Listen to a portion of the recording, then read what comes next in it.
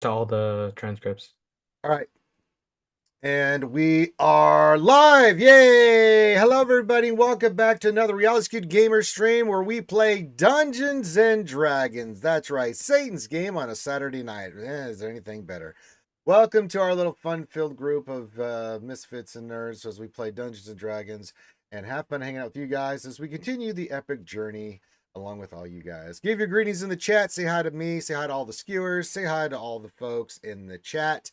And feel free to do that. We may not identify you or say hi immediately, but we will say hi to you. That is tradition. But we could be in a role-playing scene or something along those lines. So, get your greeting, like Kitty Yoda, who wants cake. That's his tradition. Alchie, who's subscribing for Wahoo. 74 months. And Wahoo, there you go. All right, very nice. The Wolfman says Happy Up Ranger and the D&D crew. Word, home slice. So glad to have you guys here. We'll let everybody introduce themselves and stuff here in a second. Make sure you hit that thumbs up, subscribe. If you would like to do free rerolls and make Rangers suffer. Why did my message go away? That back up there. Hold on. All right. If you would like to get free rerolls to any of the players, you guys know how that work. Clink the link up top. Not only can you give something nice to one of these players, but you can also make me drink something nice or something not nice. It's up to you. Just say so in the message, and there you go. Hello to everybody. Hello, sub guys. Says hello, skewers and ranger and the other D&D crew. That's right. Coming in saying good evening. Good evening, sir. All right. That being said, let's introduce the crew. Then we'll get a recap, and then we will rock and roll. No big news. We're getting ready for MegaCon. We'll see you there in a couple weeks. 3 weeks, 2.5 weeks. Just about 3. Yeah. So we'll be there. Again, we have a channel in Discord for MegaCon if you want to come see us and visit with us, get your picture taken with us, all that stuff and the celebrity stuff, then feel free. All right. That being said, before we introduce any other notes besides that, Finn's sick, by the way. He still can't talk. All right. So we may have I can talk. I have other issues. Just not very good. All right. Well, that's a common thing regardless. You suck, Finn. We all know it. All right. Yeah. Words. I blame Finn. Troopers, hello. Buenas noches. Yep, 3 weeks. Troopers on break. He's over on the YouTube holding it down. All right, there we go. Got a little crunchy noise coming out of the old knee. All right, let's begin with our Dungeon Master tonight. Again, taking over the reins. Corinth. Hello, I play King Adeline Brightaxe, your Dwarven Elder tonight, and the DM tonight.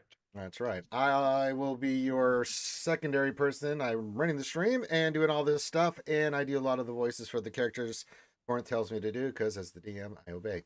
But I play Leo, the sixth symbol of Cakeheim, and sometimes I shoot shit. Next up is Grimothy.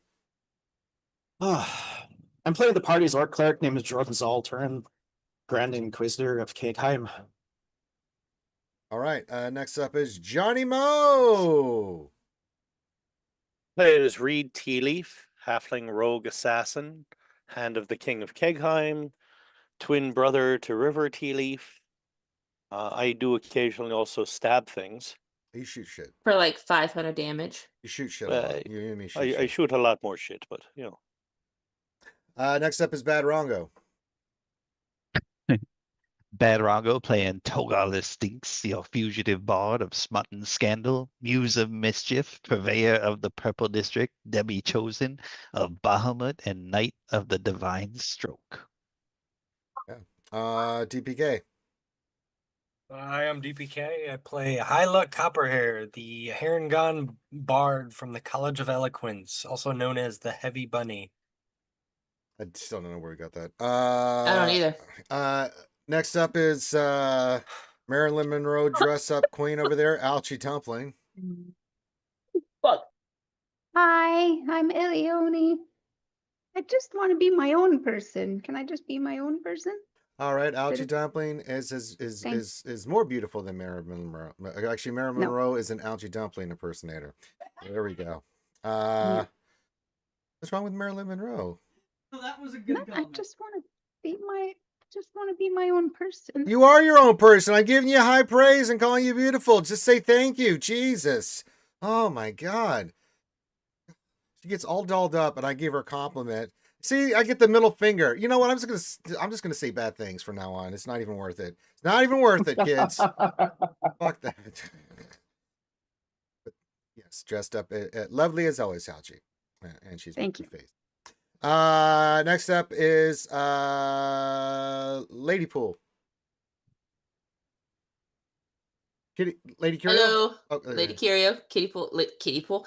Wow. I I like that. Kiddie I pool? do too, actually. I just created my own nickname there. Hey. Anyway, I play River Tea Leaf, twin to Reed Tea Leaf, emotional support fireball starter for Drum. Or what is it? Emotional support fire cannon. There we go. Also, Knight of the Ash, Warden of the Wildfire, and the twin who burned and returned, as my titles go. Okay. Wee. Oui. Oh, la chocolate mousse. And last but not least, Would you like a little fireball? no, la chocolate mousse, la crème. Last but not least, we have Dr. Finn, Medicine Woman, and her sexual life mate. I'm playing Balin Nightbleeder, the human sorcerer, and I have no idea how long I'm gonna be. And it's news to me that Ranger listens to the DM. When it's Corinth, I do. Yeah, you have to be more Ooh, specific. snap. More Yeah. specific. Yeah, I mean, you suck, Finn.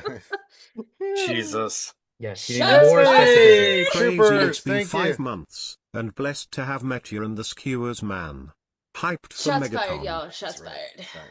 That's right. Anyway, fireball. Oh, we forgot about shoulder syphilis. Thank you, Badrongo. I forgot about that. Just reading the chat. What? Just What? reading the chat. I don't think she likes that anymore. I think I don't know. I'm just reading the chat, Algie. I'm just You're implying she interacting with liked the it ever. chat. you know? I never mean, liked it. I think it was probably like funny for a little bit at least, but yeah. Well, then get Probably yell at not. Badrongo. I'm not yelling I at am. anybody. Oh, you're talking to Ouchie. Yeah. Not yet. I was ignoring it. Like, That's nah. right. Speaking of syphilis, here's Double Oh Durgan. man, Durgan, Double dang. And he stepped right into it. I'm here, I'm nude, I got food, and I'm ready for action. That's right. Camouflage Damn. perfectly. Age like You're a farm. feeder, aren't you? You're a I feeder, wanna- Durgan.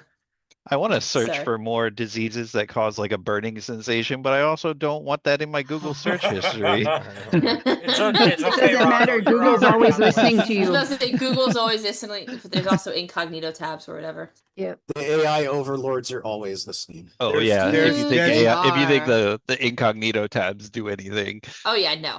Just Yeah. ask Alexa, Nah. it'll be easy. Does your jingle snare who slept resting comfortably in bed says, did someone say nudity? Yes, Double Durgan. Yeah, that's tradition. Microsoft Edge is what's made for all the sketchy. You had me at I- edge. Sketchy. So yeah. Anyway. See, that's my secret. Wait I a never minute. wear Who did pants on that stage. shit? What? Okay, Gom. Oh look, Joy. We have a Hype hype train train. started. Choo choo, son of a bitch. Well, we're gonna get through the hype train, then we'll start. Well, Corinth, I'll hype the hype train because got to see where this goes because that equals me drinking nasty shit. Who the fuck is that? Oh, Yeah, no who- worries. What? Screw you, anal nominus. Yeah, I'll even say that the more levels of hype train that we get, the party will get a party benefit. too. Ooh. So, yeah, I won't say what it is because maybe I haven't figured that out yet, but Hey. we will have something. Orgies for all. All right. Well, let's I don't see know where what this it is goes. there, but it's there. The idea is there. It's there. It's something. We don't know what that something is, but stuff and things and stuff will happen for the party. Generally speaking. All right. Corinth, if while this hype train goes, we'll see where this goes. Every 2 levels, I will do a shoey. And if you want to see me drink, I'm sorry, I will only do shoeys on the hype train. If you want to see me drink something nasty or nice, you know what to do. And of course, those lead to free rerolls. So you can do the party stuff for the hype train and rerolls for anybody. We'll let Corinth choose who gets the reroll, unless you specify yourself who you want that reroll to be for. So there you go. Pretty simple, elegant, for a more simple time. All right. Corinth, please recap, if you will, while I chase down this fucking hype train. All right, I will recap for the audience. Last time we pretty much started at the entrance to Saul's vault, which had a new logo, you might say, that said "Enter and Contribute" instead of the former one that was "Touch Nothing." They entered through the vestibule and saw some Fuck you, bodies that were Ouchie. they saw some bodies that were frozen up and kind of hung on display in the Evil entrance corridor. motherfuckers. All members of the Umbral Covenant, Drow, Dragonborn, and fish people kind of hung up. There was one that was a Dragonborn that was interesting to note because it was kind of splayed open, looked like it was being inspected and things were being removed, and it was quite a Hellraiser-ish, you might say. There was also a Cerberus Assembly member that was hanging as well, that was frozen kind of mid petrification. It looked like she had casted a spell and probably had some adverse effects. The NPC in the party, Atheon, immediately said that he would be seizing everything on her as Cerberus Assembly property, to which most of the group looked at him like they were going to make him stub his toe really hard, or Really? something very, very much worse, potentially. Um, uh, then the group continued through the next room. They left the bodies hanging there, you might say. They just kind of left the scene alone. They continued to the next room and saw some what looked like pods with people that were frozen inside of them, kind of mid-scream, and you could hear the scream coming out of their throats as if they're kind of sounded like a wine glass that was being rubbed. It's because their vocal cords were freezing mid-scream. The group did kind of investigated it by shooting the whites that were stationed there, and Johnny kind of as Reed most likely prevented one of them from even existing in this timeline. He did so much damage to it, and then they proceeded to dismantle the rest of them. Then they found a next room that was a callback to the previous Saul's Vault adventure. There was a forge that was there that had Balin was here. That was the room where they had a short rest during the first adventure. This time it seemed like that room was much more well maintained, and it had a new magical instrument that was jammed into the center of the floor that was called a chronergy spike or of some type. Denara gave a brief explanation about it. The group uh, prevented Hadalin from immediately wanting to forge something on the forge that was Oh, there, come but on. he was extremely um interested in doing so. So, but they did continue on rather quickly. They saw that the door with the red X that they left alone last time was ajar and had a kind of a monitor on it that showed Guardian Prime, and this dot was moving throughout the Saul's vault on kind of like a patrol route of sorts on the other side of the dungeon. They then found a room that had inanimate spinning blades and saws and various cutting instruments normally seen in an operating room that was basically dismantling uh, body parts that looked like were completely dead from the frozen woe. And you guys shut that door and did not go in there, and continued to the last two rooms on that side of the dungeon and saw Feral Saul's what looked like a almost his bedchamber. There was a mirror that was showing the fall of Aor on repeat, playing a super sad song about it's the end of the world and something like that. You guys saw the divine blasts come from the sky and from the ground in various places of different magical auras, and pretty much lay low the entire city of Aor, and it was crumbled down to the continent of what is now known as Isocross. And then you guys went through the next, and in that room, most notably, you found a door that led to a downstairs spiral staircase. You guys left it alone for now, but you noted where that was. You continued to the steel doors that were next to that, and you found probably the most devastating room so far in this building. Inside there was a deva, a Ruthrael, that was chained to a table, and it appeared that there was a machine that was kind of draining her blood, and she was being constantly applied to the frozen woe. There was various jars of her organs that were on like shelves to the rest, and you guys eventually got her to kind of show some kind of consciousness. And the first thing that she said was that her sister was downstairs and to help her as Ratil. So you guys noted that. Um, Drom did kind of assist in dismantling the tubes and the things that were connecting her successfully and healed her a little bit, but she still seems like she's kind of just barely hanging on to consciousness, extremely exhausted. Whatever was happening kind of almost took her toll. And she did a death ward on Drom before she kind of passed out again. You guys continued to the other side of the dungeon. You found what you learned outside to be the Umbral Covenant breach team, who was barricaded themselves in a rooms you guys had been in the previous run. Um, the Guardian Prime seemed like it was assaulting them and kind of keeping them in that area for some reason. It's unclear as to why so far. You guys quickly dispatched the Umbral Covenant breach team. They are now dead at your feet. And kind of the other thing that was happening last is Eleone's Moonblade started vibrating, and it led to a secret door in this room that you guys had to find behind like an iron wall that was disguised very well in this room. But you once you guys examined it a little bit between Reed and some of the other people, it does seem like this is a wall that was created through magic, and you guys had seen a elven door that was behind this iron wall. And Hey, that for was elves. I need to cut you off there real quick. Sorry, Corinth, because hell on earth is happening right now. I have to do another shoey.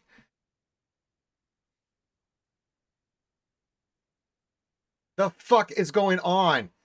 And this is a bad thing. Why? Shut up. Oh my gosh, we're at level 5. So I'll say tonight at some point the group can use as a group benefit for it's isn't going to cost concentration, it's just maintained by the skewers, you might say, the bless for 5 rounds. Nice. God damn it. All right. But it's only for like one encounter, you know what I mean? But yeah, there you Well, go. let's save it for something big. All right, so I have to do a shoey. We also got Clink Clink from Sub Guy. 3 shots, so that's 3 rerolls you can now give out, Corinth. Desi gets to pick my drink, apparently.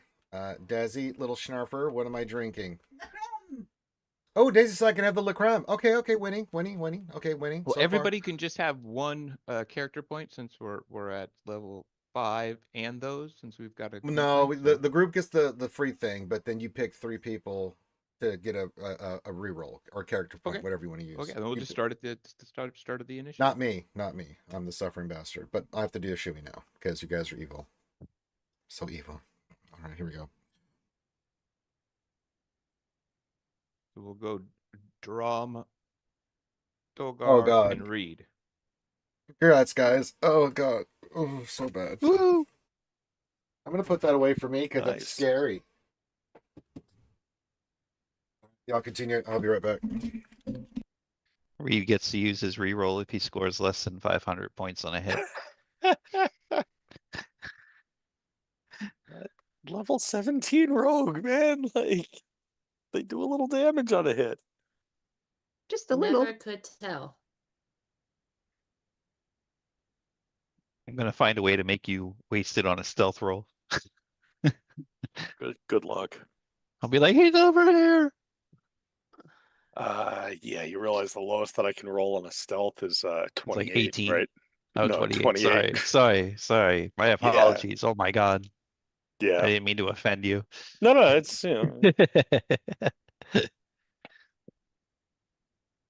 So that's what you guys see there. I don't know if you guys want to say anything amongst yourselves or anything like that. We can give you guys a moment to kind of discuss. Can I read the Where- door? You know what, Sub Guy? I'll do a bad one just for you then. Yeah, give me it is in like ancient Elvish that kind of as we've been describing how the Kegheim runes are ancient Dwarvish, and it takes some kind of studying to be able to understand them. But because of your, Winfrey lineage and stuff, that it is part of your curriculum actually that your mother taught you. So there's something that you can still roll an Arcana check, and you can. I will let. All right. So you get the basic gist of this is Oh, that that's is terrible. you can use the reroll if you like. Yes. Let's see, that was a 2, I guess. Sure, I'll re-roll it. Let me mark it off my sheet. Okay, here we go again. Much better. 21. Phew. All right. Yeah. So, like I said, this is an ancient dialect of Elvish, and you get the sense that this is a form of warding and near high magic. Actually, the door will not respond or open to anything but an elven like lineage and someone of good intent, actually, or good heritage. That it Oh, is key damn, to then I'm both not of going to be those. able to open it. Togar, come on over here. Leo's out too. I didn't What check do you either mean? of those Why would boxes. that What not are you be me? talking about? Okay, I guess I'll try to do detect magic on it, even though I kind of already, or is that Arcana check going to be enough for that? Yeah, I mean, it's definitely enough for that. It's very obviously magic, and you can, without even needing to detect magic, you can assume Okay. like enchantment and abjuration, but you're not 100% sure, to be You honest. can So do it would still help, magic. but not required. Okay, I'll do detect magic on it. Why not? Okay. So yeah, We don't do that enough, so it's practice. yeah, I agree. All right, so this is Detect something. magic? What's that? This is something that's very different. And I'll just use your 21 from Arcana for this as well. That as you're kind of studying the door, you also are kind of studying the Saul's vault that connects it, and you notice that the walls are being certain spots of the walls have different types of magical auras. And you think that if you were to study it for a long time, you might be able to kind of understand the more of the properties of what the building is and isn't doing, but you can tell it's having like some type of a direct effect on the weave. So that's kind of an interesting point to note. And then as you continue like studying the angles and looking up and down on the door, kind of like I said, you do see that it's strong protective magic, strong wardings, and you think that if like someone who is a non-elven lineage and was even evil elf lineage were to try and open this, that like it would be legit bad things to happen, that it would probably do a form of like power word melt or something like that. Like they would not fare very Word melt. yeah, like you think that it would like liquefy them essentially. Think Indiana Jones. I want to What's tell that? everybody in the group that don't touch this door because you will melt. Everybody, or Um, are you just pooing us and leaving I thought we're Aethon all and standing around We're all here. kind of standing around the door, so.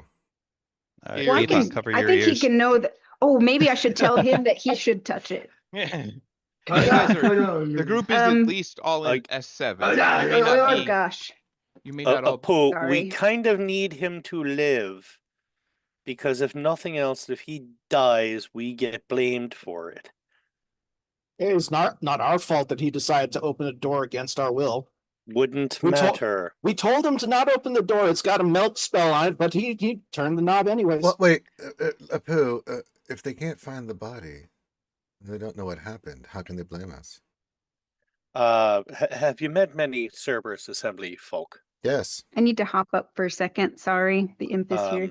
yeah, no They're, worries. they're gonna look for a scapegoat if nothing else. Oh, well, that's all right. We can always kick their ass.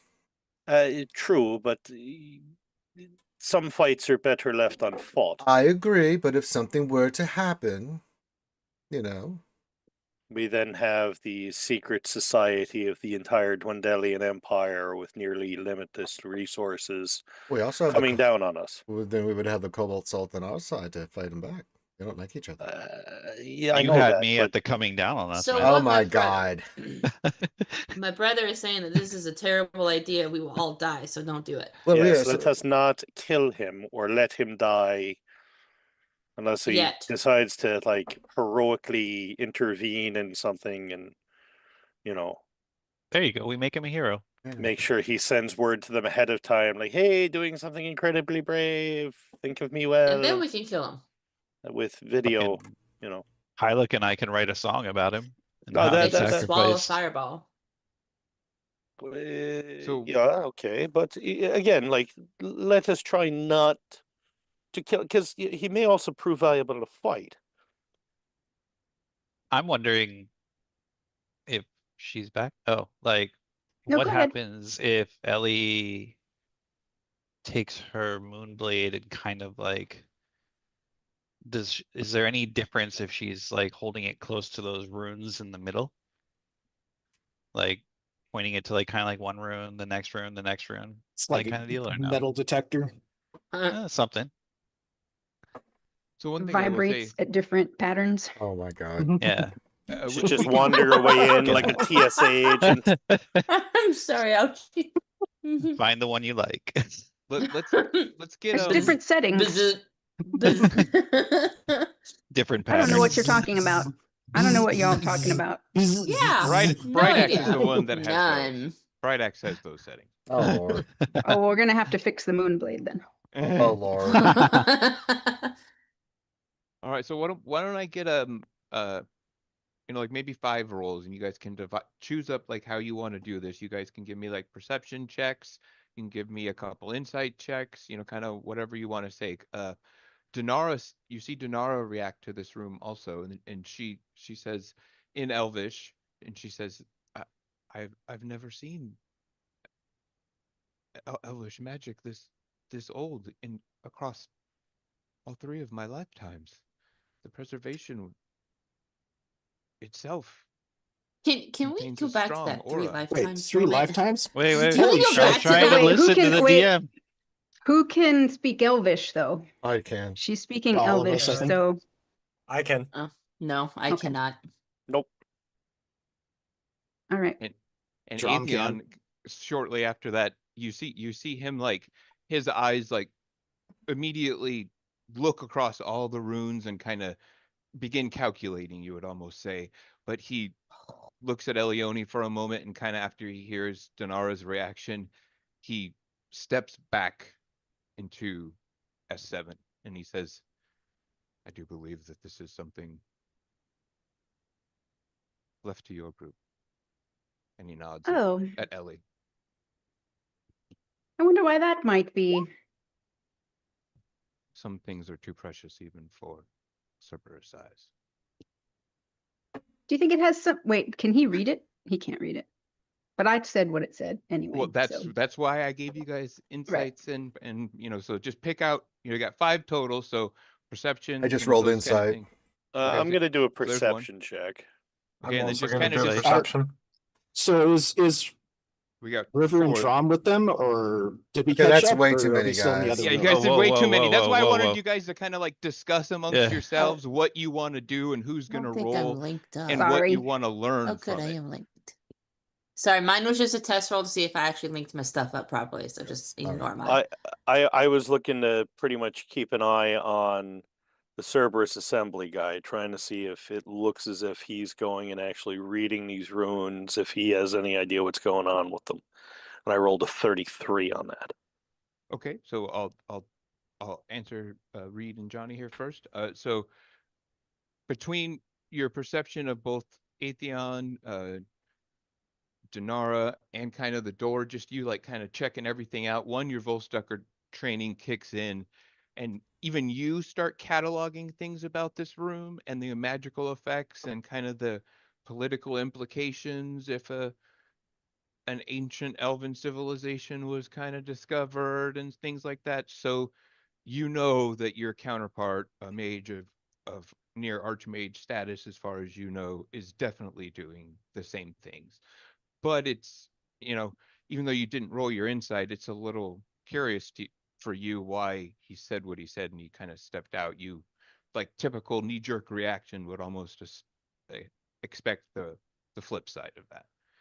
All right, so who's going next? So now we've got 4 more. I rolled first. I'm doing insight about what the door. Now that I'm Elvish, we know what it means. Getting insight into what that would mean. Who between me, Ellie, and the Drow lady would be. Oh, hello, great one. Good to see you, buddy. What that would entail. Okay, so Leo, this is also something that you kind of recognize with your elven heritage also, is that this is like I've been saying, an ancient dialect of Elvish that is even difficult kind of for you to piece together, but you're able to, get the gist of what's the door is and kind of what's going on. But one of the things that you think about is there's symbols and things here to an elven civilization that you can't quite name, or like the name must have kind of been lost, but you think that these at least date sometime to during the time of Aor. Like that's your instinct. Like these are extremely old as well. I'll share that with the group. All right. So there is the Dos, who is the third one, and what are we doing? Let's see. Pilot was number 3. Yeah. All right.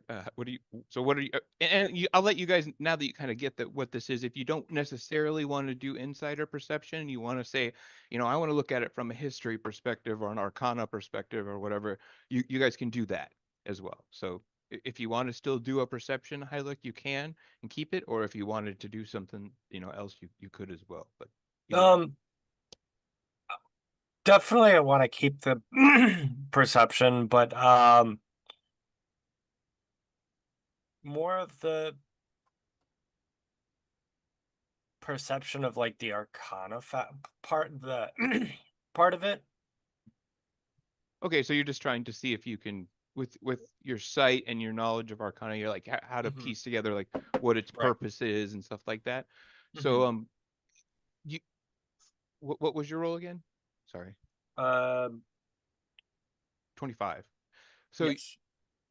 One thing that you can interestingly see that's I haven't described to anyone else is this spell was created from the other side of the door. You can tell that it wasn't created from where you guys are and then like done the other way, that something behind it created it. If that makes sense. Okay. I will relay that also to the party.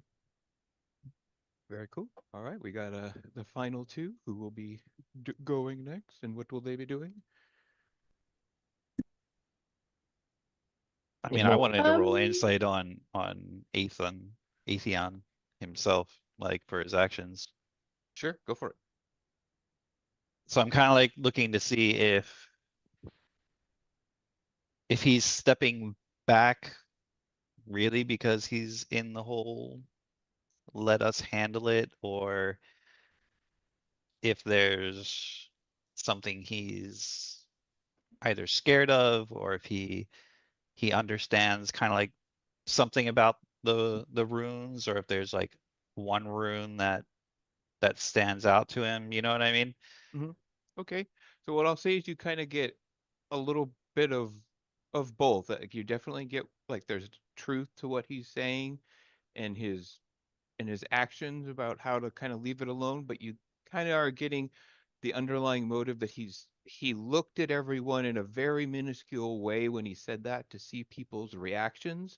So you almost think that it wasn't necessarily staged, but he was at least doing it to see what the group would react, how they would react, or if maybe it would gain him points kind of situation. You're not 100% sure because this guy's really, really good. Basically, even with your inside of 25, you think that he's like his tells are so very small that you'd need to study him at like a poker table for a while to be able to really get it down. And you do see recognition in his eyes when he briefly looked at the things, but it's more that the reaction it doesn't seem like he was really thinking about what was there. It was more like he was trying to be in the moment and just absorb the scene, if that makes sense. Okay. And same thing. I'll give you, even though you didn't specifically say it, I'll give you the same insight for Dinara and what she said as well.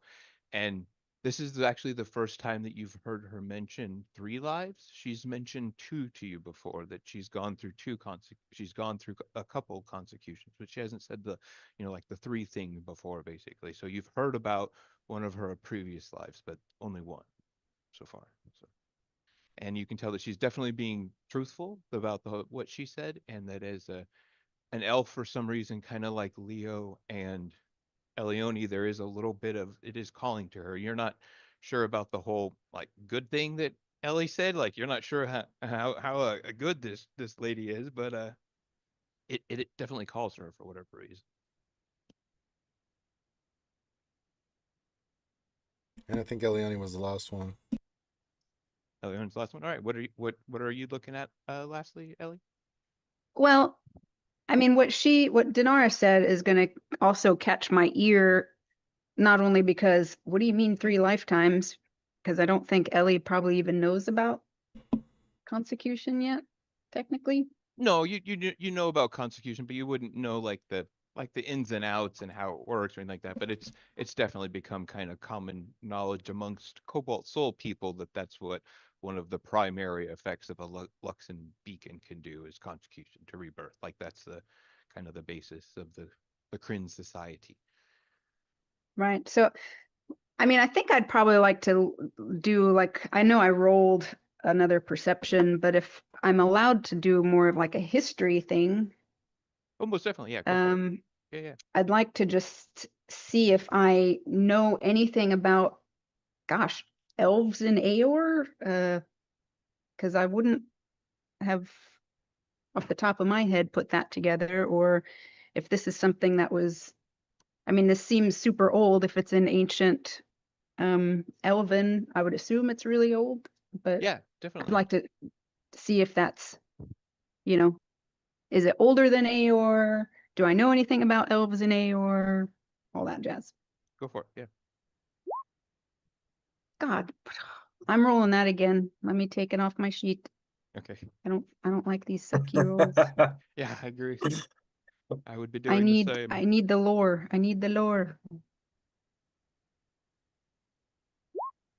There we There. go. That's much That's a better. that's a nat 20 too. Nat That's a 20. nat 20. Oh, that's a nat 20. Oh my gosh. So all at once, this kind of hits you. This is the lost name to records, unnamed elven civilization that was somewhat older than Aor, but disappeared shortly, like during that time. And it was believed that they were followers of the Archheart and uh, like Katha of the moon specifically, of Sahane Moonbow, I think is how you pronounce it. That is correct.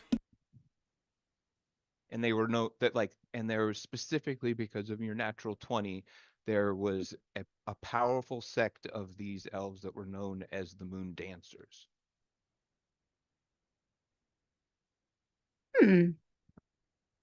Interesting. And that art has been lost even to elves. Wow. And I don't have any information about what happened to them. No, you don't. Like that's kind of the odd part of the civilization.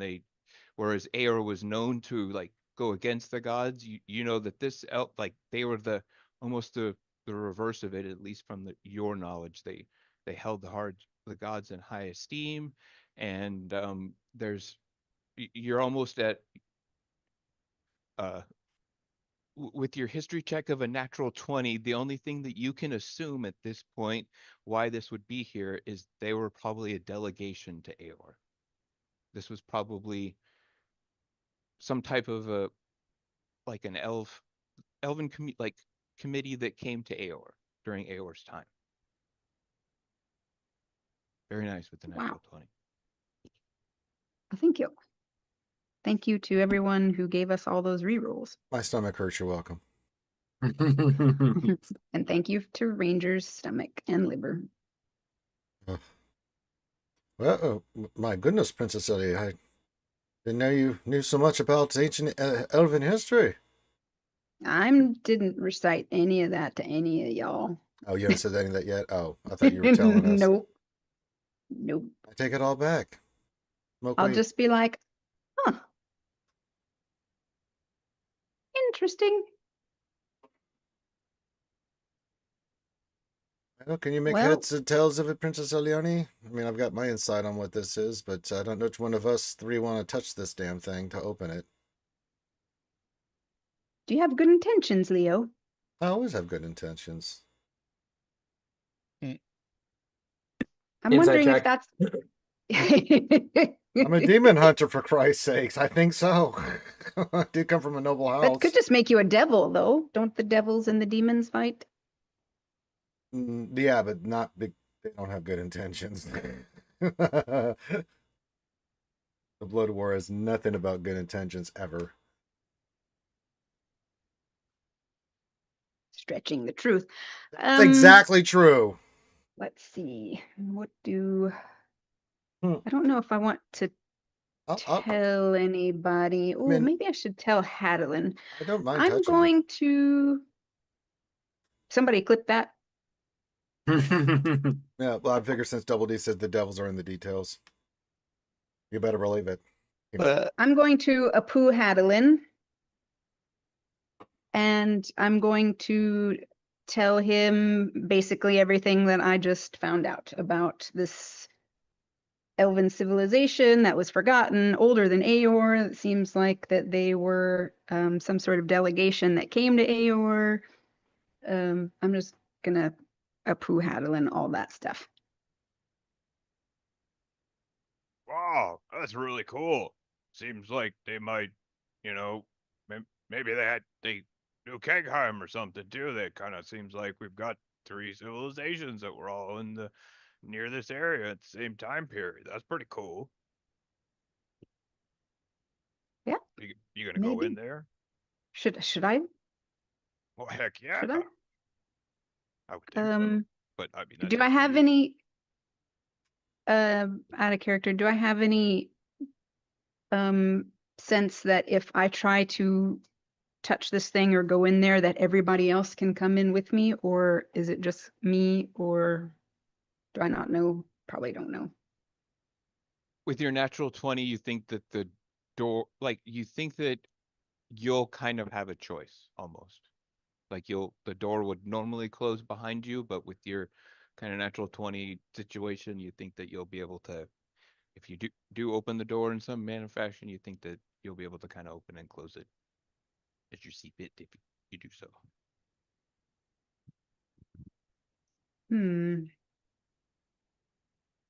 And you think at this point with Thank you, your natural Dragon. you think at this point with your natural 20, it's just gonna take like a bit of blood in one of the runes. You're just gonna have to put your finger to the top rune and kind of, prick your finger, and it'll read your signature. Close it real quick. Well, I think I can say that he does not get to come in, right? Well, don't we need him? Well, he's outside the room in F7B now. And in fact, Reed would see that he's inspecting the Umbral Covenant breach team leaders. He's just kind of checking out and looking at their bodies and stuff. He's not like looking at what they carry or anything. He's more just like looking at their hand and seeing, and he's like using almost a tongue instrument of some type to touch what's remaining of the fish person, which is melting, by the way. It's really strange. You see him like pick up one of the barnacle arm, and it kind of like goes, and he steps away real quick. It's gross, but that's what he's doing right now. Gross. So he's not even looking at what you guys are doing right now. I on one side of me says I don't want him to come in, but then on the other side of me, I'm scared that if we leave him to his own devices, remember he said he claims that shit. He's got to come with us. I ain't letting him. He's gonna start taking stuff out, and then we made that promise to Athu Somebody Daddy stay Dragon. with him then. I think we need to split up. Apu everybody. I think we need to split up. Aren't I we think kind some of of us already need to split go in up? here, and no, I think you guys did your thing and came back to the group. Yeah, we're all looking at Did this we? door. Yeah, you're Yeah, all in I SF. don't remember. Yeah, you guys are all at least in the room where the Umbral Covenant breach team is now. Because I remember us being there with the angel lady, and then that was it. Then we had the big fight. Yeah, you guys Yeah, had the that big didn't- fight. You guys didn't join the fight, but after you guys got the word that it was done, you came over. Now you guys heard about this, the door and that kind of strange stuff, so it kind of like drew you guys over. Well, if Okay. how do you want to split us up, Princess? Does anyone want to volunteer to stay behind and keep an eye on Athon? Maybe Reed, you would like to stay behind and keep your eye on him and make sure he doesn't die? Yeah, I can keep an eye on him. Yeah, I can stay behind too. Oh, then I Yeah, we kind of also got wanted to you to remember come with there's me. that we also got to remember there's that big patrol-y thing going around. Well, I think we upstairs. got the door closed. I think the Yeah. door, like, thwarted him with the other group, right? It seemed like, but you're not, it's kind of odd because as you watched the monitoring thing from the other room with River's fire spirit, it did go in another room that had a door. Yeah. So it's almost like it was keeping these guys here for some kind of reason. I great. might go check on that thing with him. I mean, me can go check on Big Boy if you guys want to go through the door and watch Atheon. Yeah, if Okay, you guys want to somebody go, else. then Hyla can be our scout for Yeah, downstairs, and I think leaving Leo and Reed to watch over Athon, and if they happen to come across big bad patrolling baddie, having fucking slightly higher than average DPS characters to deal with it and isn't a stuff. bad thing. Yeah. And we're not going down to where the other angel is yet, but we should probably think about that. Well, let's see what's in this doorway first, and then we can make decisions. But we can stay here with Atheon while they go look behind what's behind door number 1. Yeah, so we'll be over here with him. Fucking don't let Um, him touch So anything. is Drom's like divine senses going off the charts again with this door? And I guess in what aspect are you assessing said door with your divine instincts? Well, you said that I was getting all sorts of like the divine like pings and stuff. So I'll most notably say that you don't sense undead behind this door. How about that? Because you've sensed undead just about everywhere in this facility, but not here. Interesting. Okay. All right. So I think I kind of got it, the jazz of how the team is split up. So Elione, I assume you are pressing your hand to the top rune. yeah, I'll just run my finger along the Moonblade and do my blood entry fee and see what happens. Say, Good hold for on the to your blood butts. god. While she's doing that, I want to do an Arcana to kind of see how the magic is changing as she's opening the door. Okay, got it. Glad I'm not the only one suffering with hiccups right now. Yeah, I have nothing in my stomach, so my stomach is not happy at the moment. Then go Try get some drinking some snacks. water or some fruit snacks or something. Not with I'm drinking water. gastritis. Mm-mm. Yeah. Which one's in the sea? I'm gonna use a reroll on that one. Okay, sure. At least try some toast, Finn. Come on, Balin. Yeah, some good toast there, eh? No, is it not rolling? Because it hates you. There you go. That's better. That's better. All right, I will let you know. All right. The seal breaks like an exhale, silent, gentle, and as if the room behind has been holding its breath for nearly 1,000 years, and is finally allowed to let go. Cold air rushes past you, but not Isocross cold, drier, older, the cold of a place that was sealed before the ice came. The room beyond is small, perhaps 15 feet across, 10 feet deep, a ceiling that matches standard, walls of the rest of the facility. But the walls are different. They're covered in tapestries that shouldn't exist here. Elven work, silver threaded, deep blue fabric depicting a white city under twin moons, a red moon and a silver moon. Not Aor in aesthetic at all. This is something older, something from a civilization that probably predates the flying city. And five figures sit in a circle on the floor. They are elves. They are dead. They have been dead for longer than you know, preserved by the Isocross cold and the gentle magic of the seal that kept them here. Their bodies are not decomposed. They are more mummified than skeletal. Their postures are deliberate, their legs crossed, hands on knees, heads slightly bowed, the meditation posture. You guys know that this is kind of the one of the default poses for when an elf enters their trance. Uh, this is one of the few ways that elves can kind of choose their end. Whenever this happened or whatever caused them to do this, the the room was sealed when the city was probably falling, now is what you're kind of gathering. They sat down and they chose to spend their final moments in communion with their gods. One of them, a woman holding her with silver hair, still braided and still present somehow, in a military style, a rank insignia around her chain is one that faces the door. And with your, again, natural 20, you recognize her as a dancer captain. That's kind of what the elven language says around it. And almost as if she was looking at the door in a way, almost like she was watching it, waiting for someone to open it. And this is when your Moonblade begins to sing in recognition. The blade knows this area, and you guys notice that in between these five elves is a small crystal, and that is what is you, Elione, instinctively know is drawing the Moonblade to this room. There is a small kind of silver crystal about the size of uh, kind of smaller than a fist, I would say, but very intricately designed with elvish designs all around it, and it's sitting kind of in between them on a kind of like a pillow. And I'll show you guys a few pictures here now.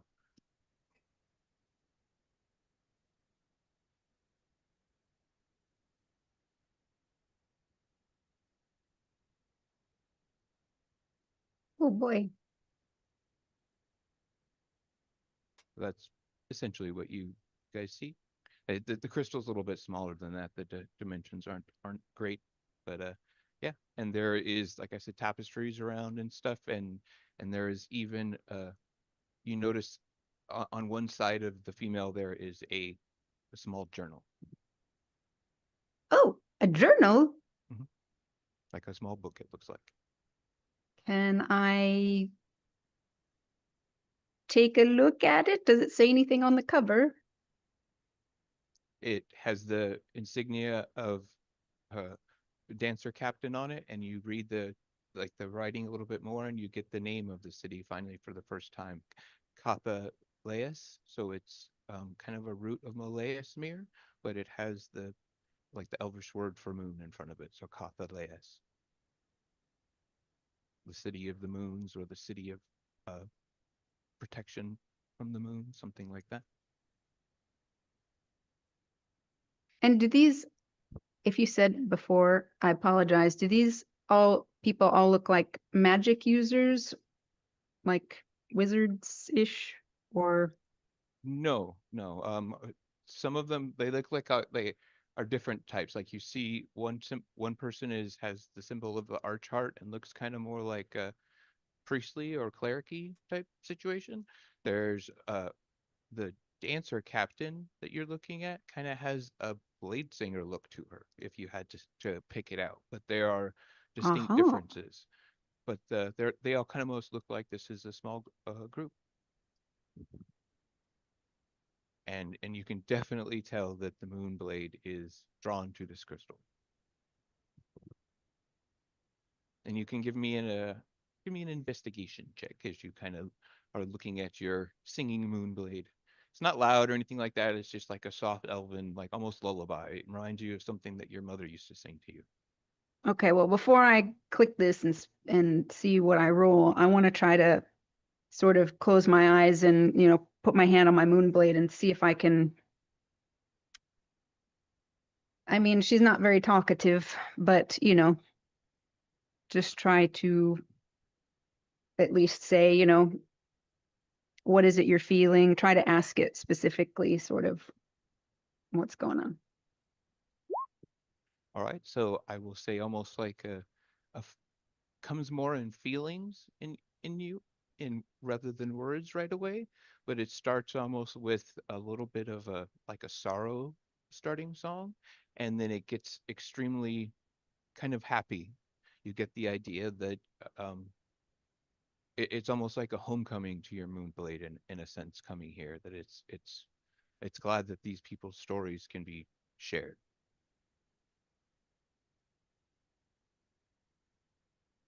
Okay. I think I'm really interested in this woman if she looks like she's a fighter, like a blade singer, because that was something that, you know, I had to struggle with as a character. Ellie was technically not supposed to be one of those, so do I see anything on her, like, you know, family sort of crests or something? Yeah, you are. I mean, you're able to see the family crests and stuff like that. Yeah, you do get that this. Uh, you see almost in the the name of the house. The house is Sun Sorrow. Dance, and you even see like her name is kind of stitched in one of her field or the fields of her robes and stuff like that. And this is Dancer Captain Valeth. Drom, did you come in with us? Oh, he's not there. Oh, there he is. Would I have been able to go in with them? If you wanted Were to. we in the same room? Like that close? So Ellie, are you purposely like allowing passage for people and you're like leaving the door open? You kind of get the idea that since you were the one that opened it, that you're the one that's kind of governing it right now. Yeah, that's why I was assuming. I am cool with, well, I mean, Reed and Leo and Atheon went out. I don't know who else went with them. With those three, did Just anybody us, else? yeah, go it's with just those us three? three. Then we're just keeping an eye on him while you guys do your thing over there. Whatever you need to do. So, I mean, I'm fine with everybody else coming in. Okay, if then they want. yeah, Drum and River will follow then. Whee! But I'd want to ask if Drom might could try speak with the dead on this lady. Could try that. I'll fill him in on sort of what you were saying and, you know, about the age of this place, sort of what I had already told Hadelin, I guess. I'm all right saying it out loud right now since Atheon's not around here. Okay. And but I don't know what to ask her. Is this the 5 questions one? Mm-hmm. Yeah. Yeah, Drum you can roll a religion check, but you know pretty much what it is, but I'll kind of give you more like information based on. So does this lady actually look like she's dead? Yes. Okay. Like these look like perfectly preserved mummified corpses. Like it looks like they have you're not sensing anything wrong with the situation. Like you're getting that this is almost like a mausoleum. Okay. And she's wearing like Aeorian style garb and stuff, or No, very distinctly not Aeorian. It's very okay. very elvish and very different. It's got like moon symbols and just even to Drum, it's something that seeing the facility, it looks starkly contrasted to what the rest of the facility is. Interesting. Okay.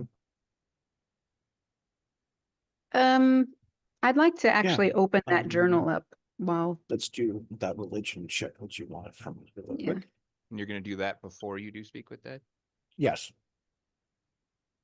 I mean, but Ellie is before she's going to read Yeah, the journal. because I'm not sure what exactly to ask her, so I think maybe I should look in the book real quick. Should we ask them things like, Just What's take a the look. purpose of the crystal in the middle, or like why they were I sent as a can delegation to go Aor? Maybe. Anywhere. Those are good things to ask, but they might already be in that journal. True. Oh, true. So that's The why I want to read the question journal is- first. Yeah, the question is how long do you want to stay reading it? How she's the person who Correct. reads the instructions on her IKEA furniture, I can tell. Mhm. Really? How big is the journal? It's very you can see that it's pretty thick, and as Ellie like kind of opens it, there is one page that falls out from amongst the other ones first that is written in a different handwriting than the journal, and it is in not in Elvish, it's in common script actually, but the rest of the book is in Elvish. In the common script one, it looks like it's almost unfinished, and it says, "We should have left. My name is," and that it you can't read the rest of it. It says, "I'm a scribe of Kathaleas. The five of us were the last voice of reason in a city that had forgotten what reason was for. We failed. If the gods won, then perhaps something survived. If you are reading this, then you are proof that something did. We left our knowledge in the crystal, something the moon dancers were, everything they could teach. It is meant for an elven blade. If you have one, it will know what to do. We are not angry. We are not afraid. We are Recording sorry. in progress.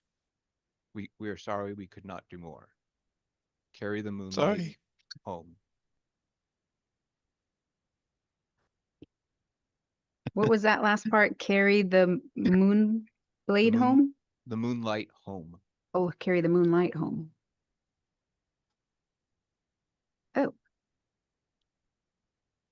Well, And you can tell that this is like some of the ink is frozen and it's hastily written, something like that. It's looks like it's even a different writing compared to the rest of the journal. Like you get the idea now that that was probably one of the other five that just put that note in front of it, and this is the journal is more of a her personal journal that would probably take longer to kind of decipher and read. But you get just by kind of starting to look at it, it's kind of her personal recollections and stuff like that. okay. Maybe check the last few days in the journal, see what happened before she passed.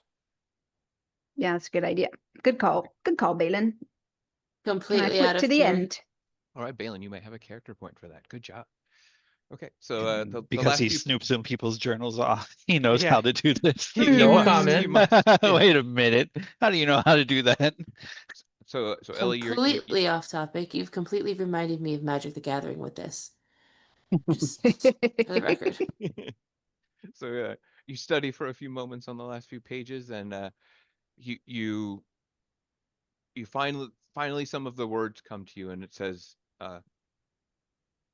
"He has sealed us in, where there once was an exit to the barracks and to the rest of Feral Sol's chamber. There is now only a magical iron door. He said that we were insignificant, and he would deal with us later, that there would be time. There is always time. We sealed the door behind us with as much magic as we could. We will begin our trance tomorrow. I pray to the Archheart and to Saint Moonbow to forgive us for our failure in Aor. We came here to stop them, to convince them to what they were doing was an error. We have failed. Dancer Captain Sunsarrow." Oof. These journals aren't dated like around 120 years ago or so, are they? No, they're more like 800 something years ago. Oh, okay. Just checking. Yeah, like almost maybe even like 900-ish years ago. Yeah, too bad magic just works all wonky in here. I'd freaking do a true resurrection on this lady. Ellie, Give me your history. did you close the door behind us or leave it open, but only the certain people came in? I didn't close it, no. Okay. Balin's gonna go to the door. I assume you relay that? Or do you know? What I read in the What journal? Yeah. Yeah. Okay. Balon's gonna go to the door, and previously it was found that it was only magic coming from the outside in. He's gonna try to figure out how Feral Saul actually closed it from the outside, trying to discern between the elven magic and his magic, if possible. Okay. Yeah.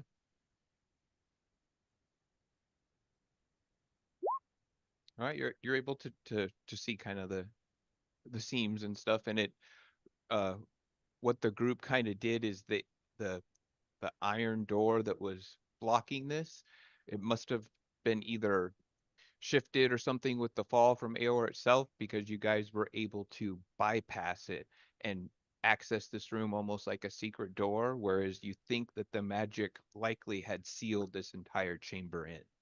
And so there was probably a little bit of a chance that any elf could have seen the seam kind of like you guys did.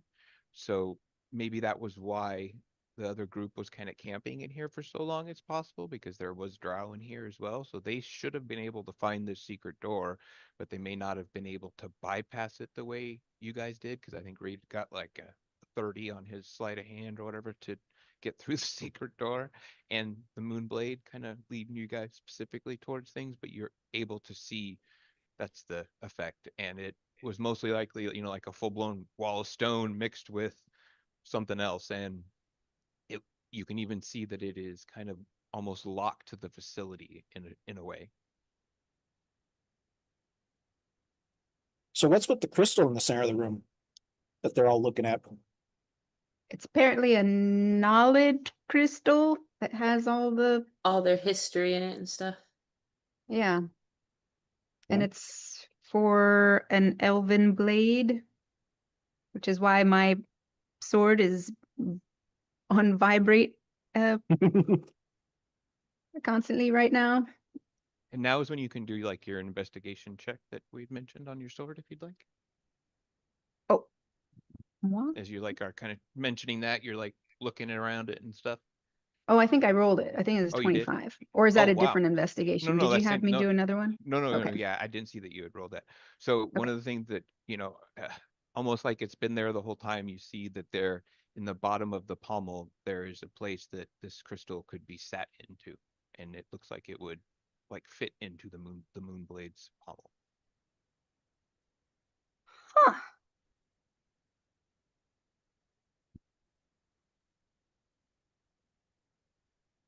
Well, Drum, I don't know if we need to do speak with the dead on her.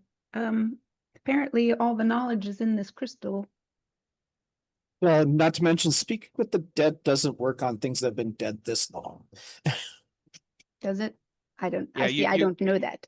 Yeah, with your religion check, you would know that it would be difficult, that you wouldn't probably get direct answers. You would get impressions and like feelings at most, kind of with Yeah. someone that's been this old. But you think it, depending on how strong her spirit is, there's a chance. But I mean, we can depends try it. depends on what you would roll. But you also, Elione, you with your history check that you got of a natural 20, like you definitely know what you said is also true. That you're holding like a knowledge crystal that should contain whatever essentially this woman wanted to impart to a person that would find it. We would just get Okay. impressions like Bill Hader doing a tauntaun. Yeah, be like, Bill Hader doing his Arnold freaking impressions. What do you want to know? Come on. Stop it. Drum, quit Something you fucking may be around. able to ask her if she is a blade singer like you. Maybe she has her spell book somewhere. Ask if she prays to Crom. You might be able to find some ancient elven magic if she's willing to, given that you are, of course, a princess with the remaining elves. I guess if she's so old though, I mean, why it's been dead so long. I don't know if she could answer that. Maybe she remembers the last place she left it. I mean, we could try if John wants to try. We can barely use spells in here anyway, Yeah. so may as well try. Yeah, we can try. So Drum will kneel down, let River off of his shoulder for a moment while he begins his little prayer ritual, speak with the dead thing next to the lady. All right. So what are the questions you are going to ask? I guess what is the first That's question? to you guys. Well, and well, Did so I when you get her full name or just her last name? dancer captain, I forget how I exactly pronounce it, but Valith Sunzar. I got Dancer Okay. Valis. Okay. Valith, yeah. All right, so we don't need to ask her name. Likes and Definitely what dislikes? Balin said. Likes, dislikes. Okay, so as Drum finishes casting Speak with Dead, you guys, the corpse's eyes do not open, the mouth does not move, with the grotesque theater most Speak with Dead castings do, like where it's kind of macabre and stuff. Instead, moonlight, impossible, underground, sourceless moonlight appears around her face in a veil, like a veil being drawn back. Her voice comes not from the body, but from the air around it, as if the preservation seal that kept her intact for nearly 1,000 years also kept her voice waiting for someone to listen.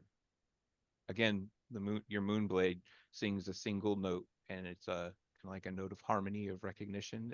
It's almost as if she's recognizing that a channel has been called open to an ancient, powerful elf.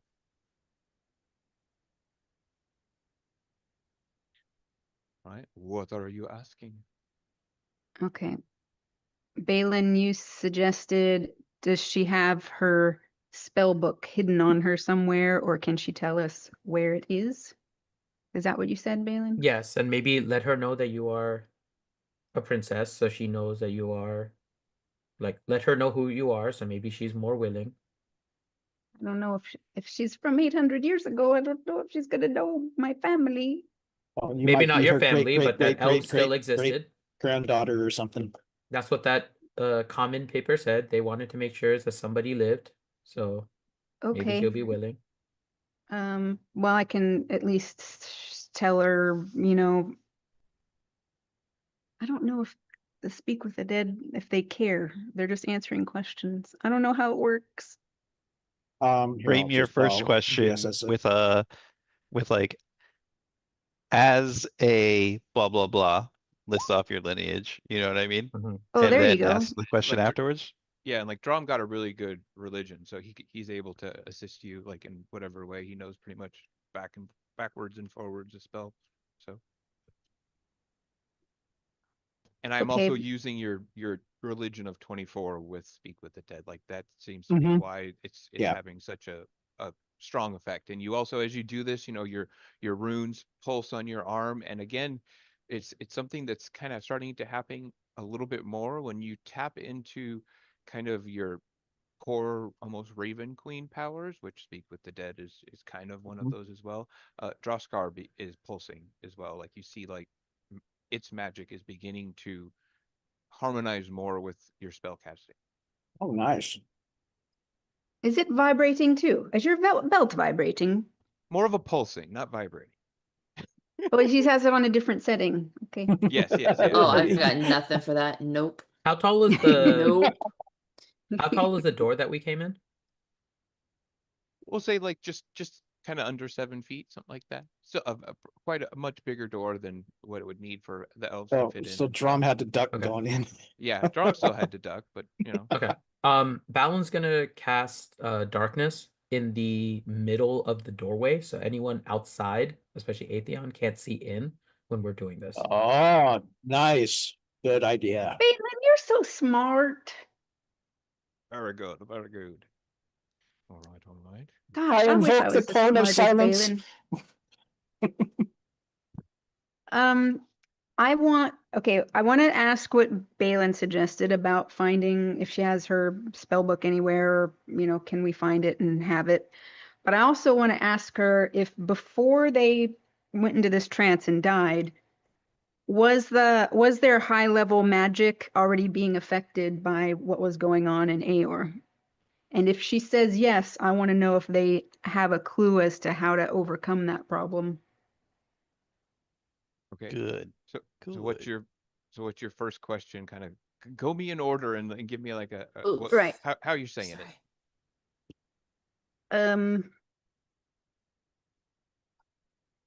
I'm just thinking I don't need to waste time introducing myself.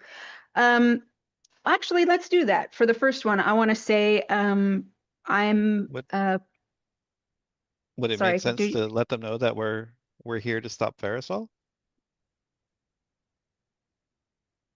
I don't know. No, I don't know.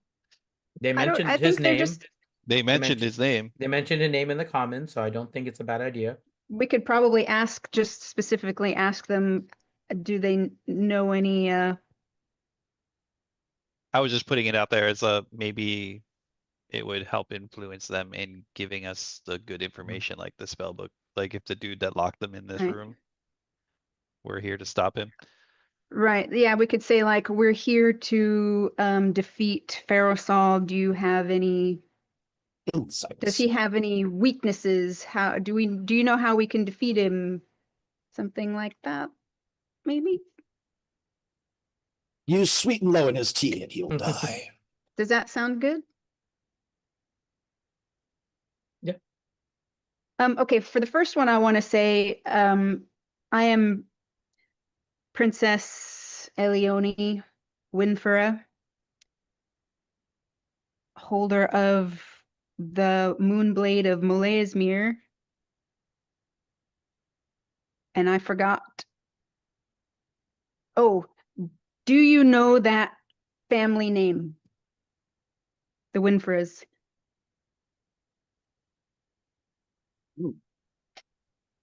So you ask the question, and like I said, kind of in swirls of air in the air around you, in almost like the song of a almost in the form of a song replies, and it says in a I know or knew the variation of them, your ancestors perhaps.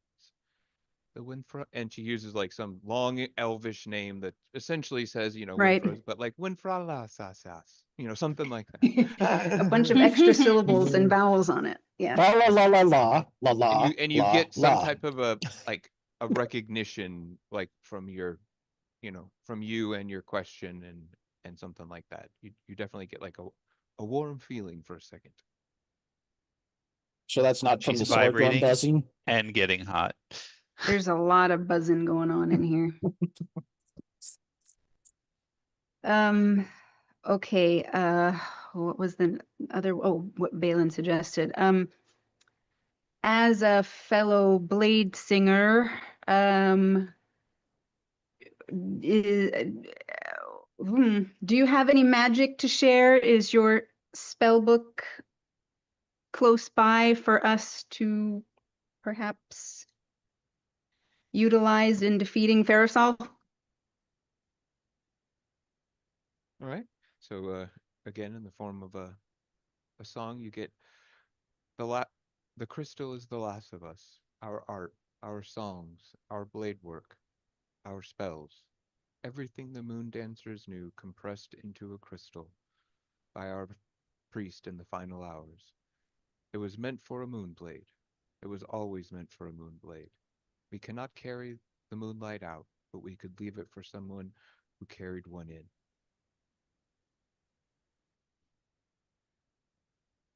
And everybody can hear this, right? Balin and But Drum, obviously. it's kind of in like the ancient elvish song type, so people are probably having a Oh, difficult time understanding it. okay. Balin, she says it's all in the crystal. Well, that is a good thing then. So Balin, you can give sorry. me Balin and Ellie can give me new Arcana checks about when it's described the way she describes it. Okay. All right, so Balin, this is something that you've only briefly heard of. That if it's what she's describing, this could be like a lost form of elven high magic, an elven spell crystal. that could like almost contain a piece of the person that created it or what they tried to do with it, almost like A not an simulacrum almost. yeah, not like don't think like an intelligent magic item or anything like that, but almost like they embed almost an interface into the crystal that can Mhm. teach. And Elione, you kind of know the same thing, and you also know for sure that it is a lost form of Elven High magic, that something that you remember now from a story from your mother, that Moonblades were designed with this like part of the pommel missing, with the intent that one day spell crystals could be found and attached to the Moonblade, and that they would be able to help carry on the knowledge of the elven civilization that it was attached to. Pretty sweet. Out of curiosity, as she's giving these kind of whimsical responses and stuff, is there any change happening to the crystal, like it's absorbing new information or something like that? It does seem like there is a slight resonance with the words and the magic, almost like it's the crystal is kind of affirming what the song is saying. Like you see some type of a, it almost moves along with the beat of the song, I think. Okay. All right, you got 4 more questions. Or what? No, not 4, 3 more. 3 more. Oh yeah, I want to ask her, was higher level magic affected here in Aor before you died? No, it was not. We casted the Scheiße. spell as the gods' assault began on Aor. We knew we would not have long.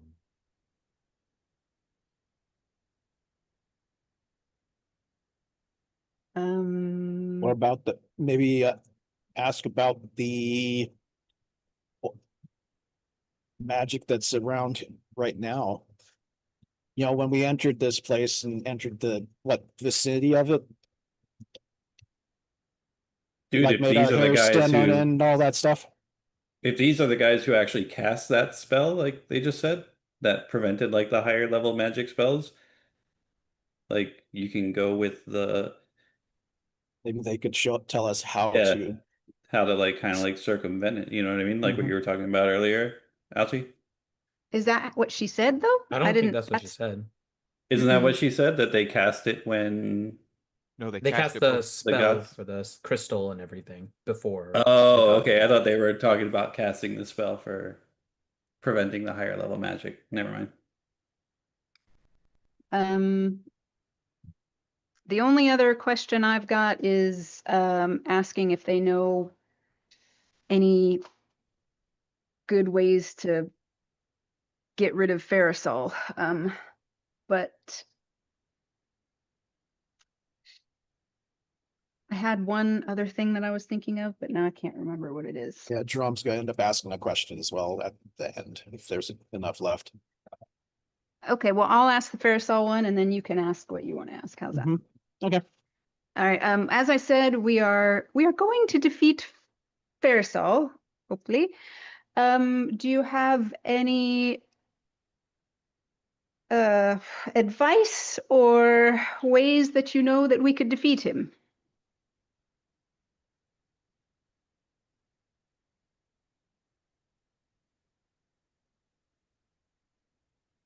Says he is brilliant. He's clinical.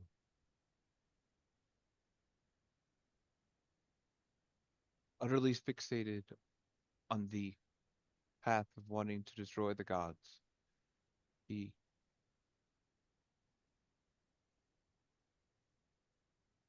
I do not know what he became after Aor fell, but there is a chance you may be able to use his past against him. He did talk about his wife and kids when we were here. Oh, Oh, oh my. interesting. Okay. Drum, you got anything? Ooh. How many questions do we have left? Just the one? Yeah, just one. Shit.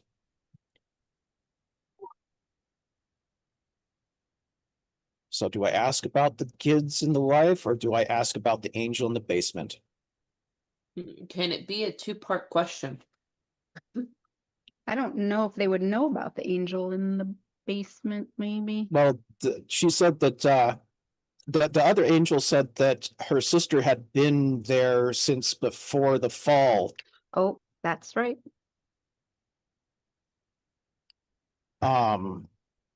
Shit, I'm torn. Okay, more pressing. We can always, we asked the other angel about her sister, and we're gonna go get her next. That's We what I'm don't gonna have ask is, anybody, yeah, we don't have anybody else we can ask about Farasol's wife and child to possibly use that knowledge against him.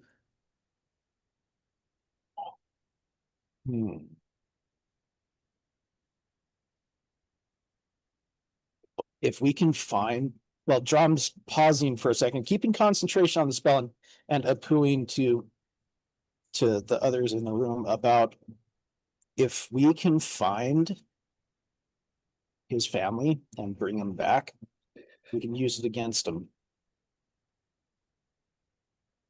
Find his family, like I mean, we're thinking they're still Their alive. remains. I can bring them their back. remains. holy moly. Assuming they're not in Aor, because there's Aor, you won't be able to bring them back. Yeah. I would still ask about the family. You might be we're thinking surprised at about, ways like, I can this bring dude. people back. If this dude's so fixated on the gods, there's got to be something with, like, the gods doing something to his family. You know what I mean? Like one of those I agree. Medusa moments where the gods are pissed off at her and curse her. Something. Yeah, I'm Oh, with they were pissed off because she Alien. was more beautiful than the other find one. out more. Yeah. We got to find out more about, like, the family thing, I think. Would you like to know more? Yes. That sounds good to Okay. me. Okay, consensus has been made. We're gonna ask about the family. It's only one question though. Which one do you guys want to ask? What the gods do to him, or What do they know about his family? okay, that's a general question. Yeah, we'll put that forward. What do you know that about Parasol's family?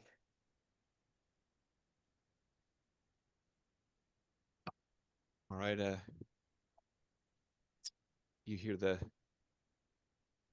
song around and it's just kind of barely breaching through now, as you know, since this is the last question.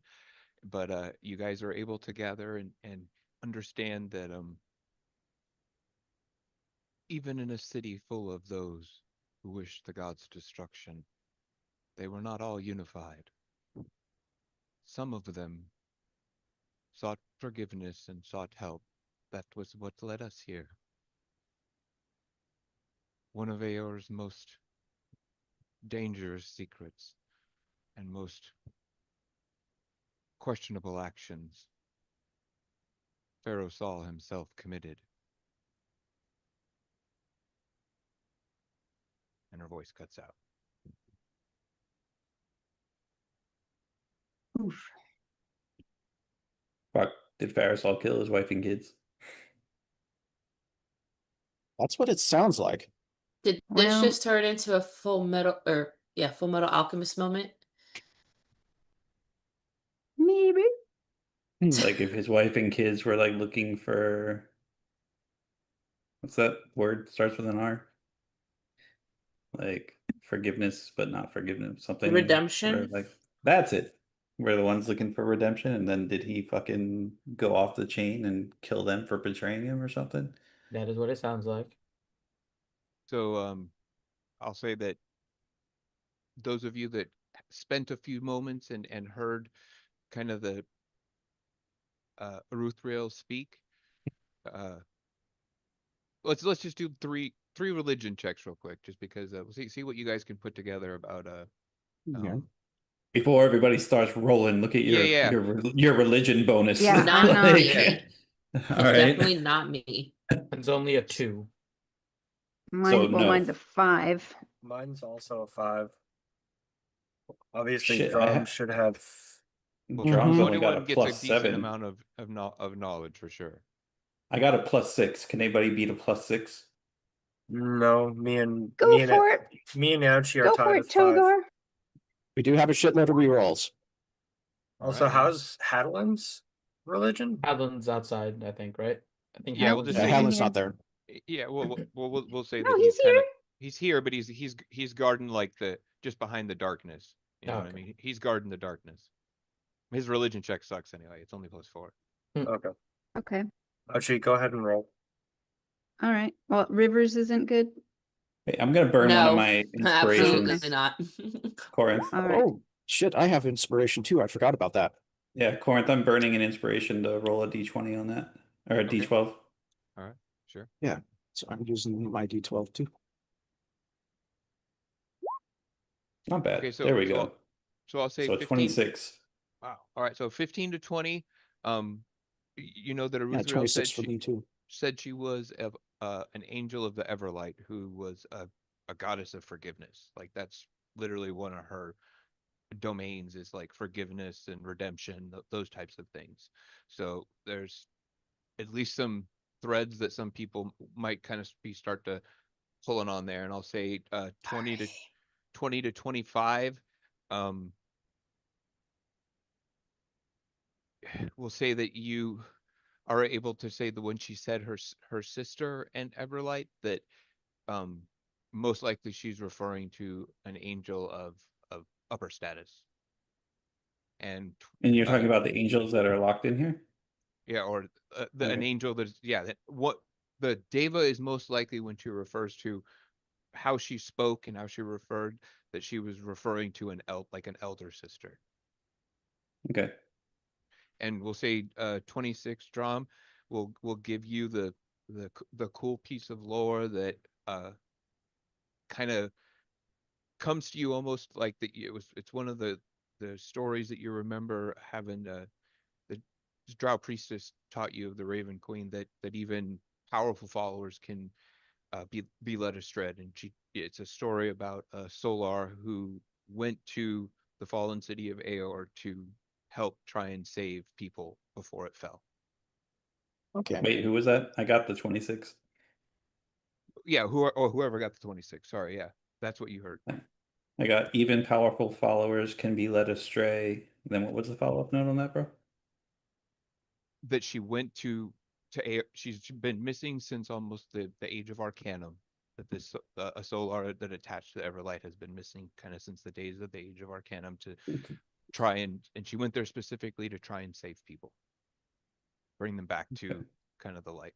Like you guys are seeing a little bit of a theme, that there was people did try to reach out to Aor in the final days. It just and other entities, it just seems like all channels led to no response.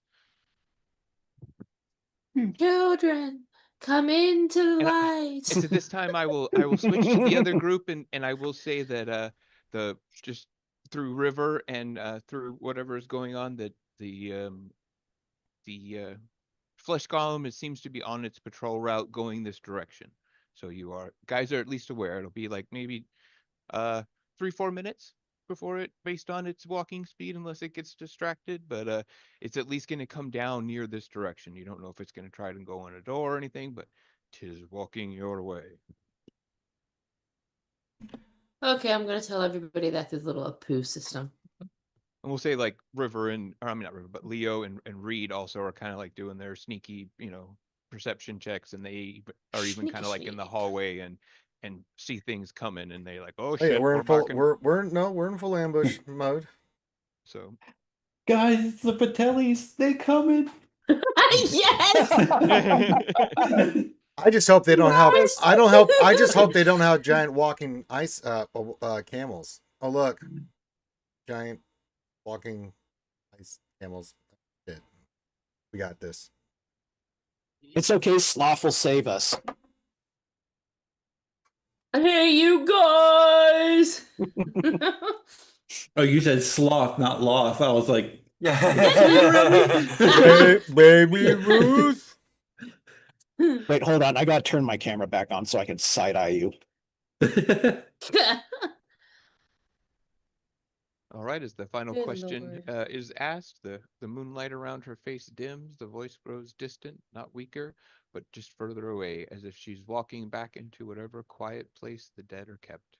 Her last words are not an answer to a question, they are a gift. Dance well, sister, the moonlight remembers. The moonblade hums, one more note, sustained, and then silence, and the room is just a room again. Cold stone, ancient dead, and the faint sense of autumn fading into the clinical sterility of Saul's fall. Ouchie. I want Or not Yes. ouchie, sorry. Not ouchie. Oh, sorry. Ellie, I think you might have a power up coming. Yeah. We'll take the crystal, I guess, and put it on the sword where it's supposed to go. Never found the body. Togar Suddenly she casts, goes casts into lube Super on the Saiyan mode. crystal. All right, so you guys hear like Oh wait, no, Sailor Moon. you hear like again a beautiful song for a moment, and those that are in the room that are kind of being protected by the darkness in a way, you see like a moonlight start to come from the crystal itself, and it goes as it's inserted into the piece of the pommel. It kind of goes all the way up along the moonblade, igniting the runes that were already there, and a new one forms above the top of it, and it's a crescent moon. And Elione, you get the vision in your head of Double Dragon. the alive dancer captain you were just speaking to, and she's got a smile on her face, and she says to you, she says, thank you, princess. All my knowledge is yours. Use it wisely. And you see her bow, and she initiates what you know as a blade song. And in like in the span of a second that feels like years, she begins to teach you how to integrate the ancient moon dancer piece into your blade song. It would teach you, but you'd have to charge.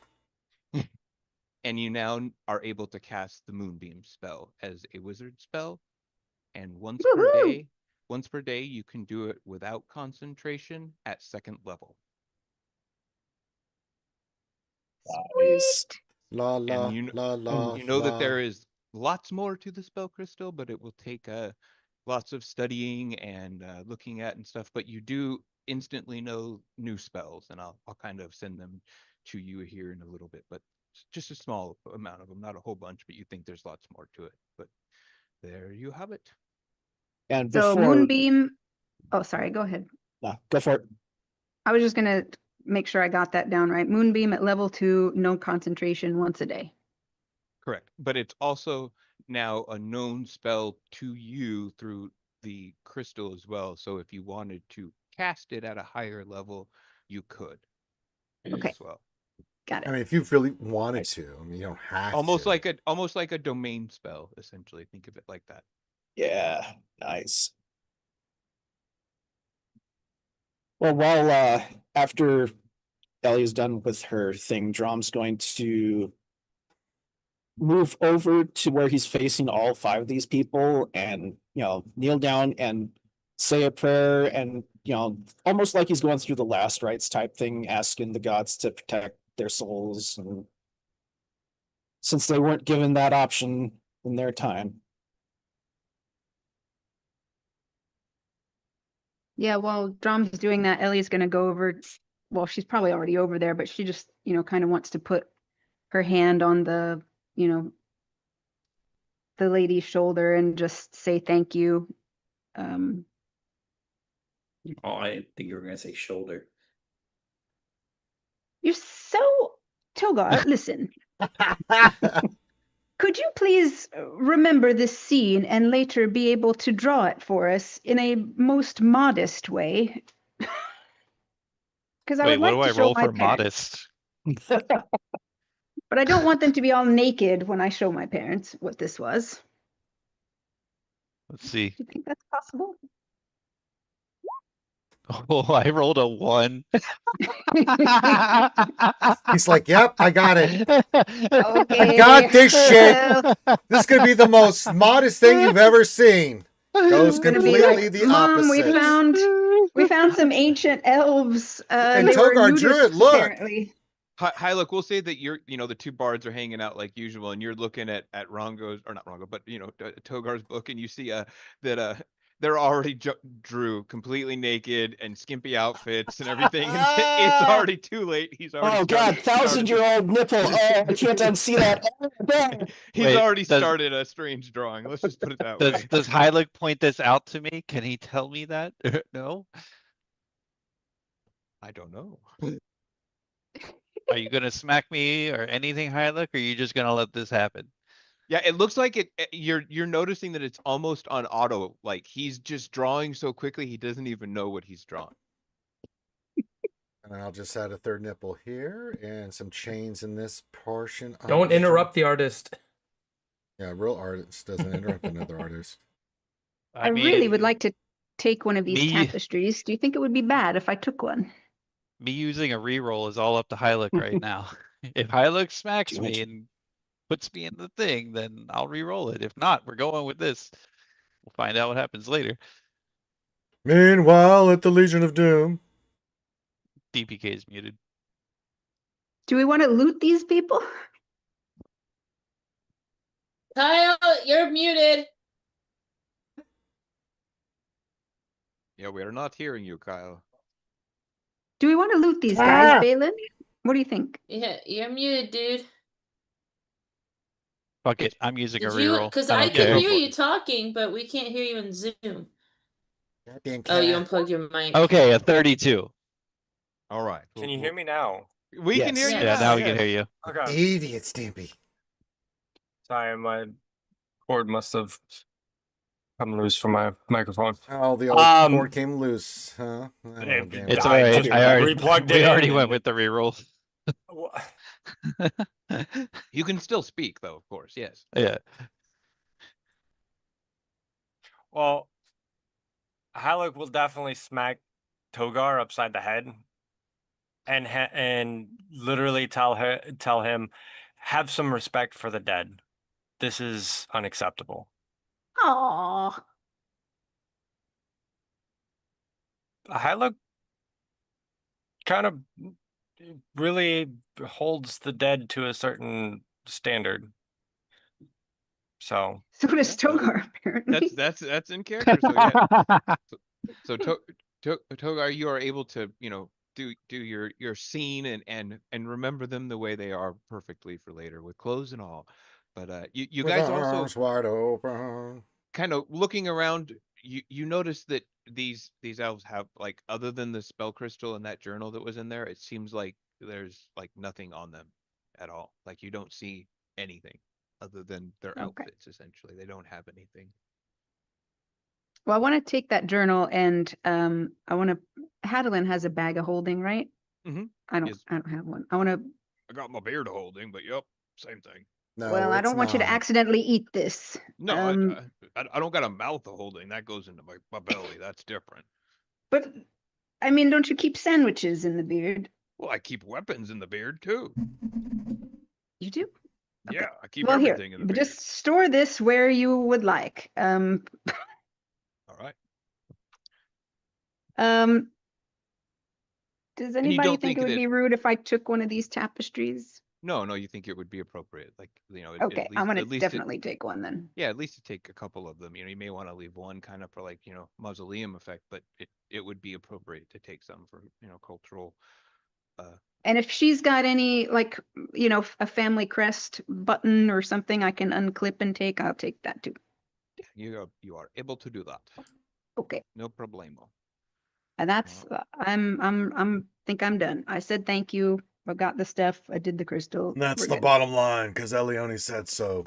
Woohoo! All right. Let's go back to chop it. Leo's head off now. I mean, Farisol's head off. What?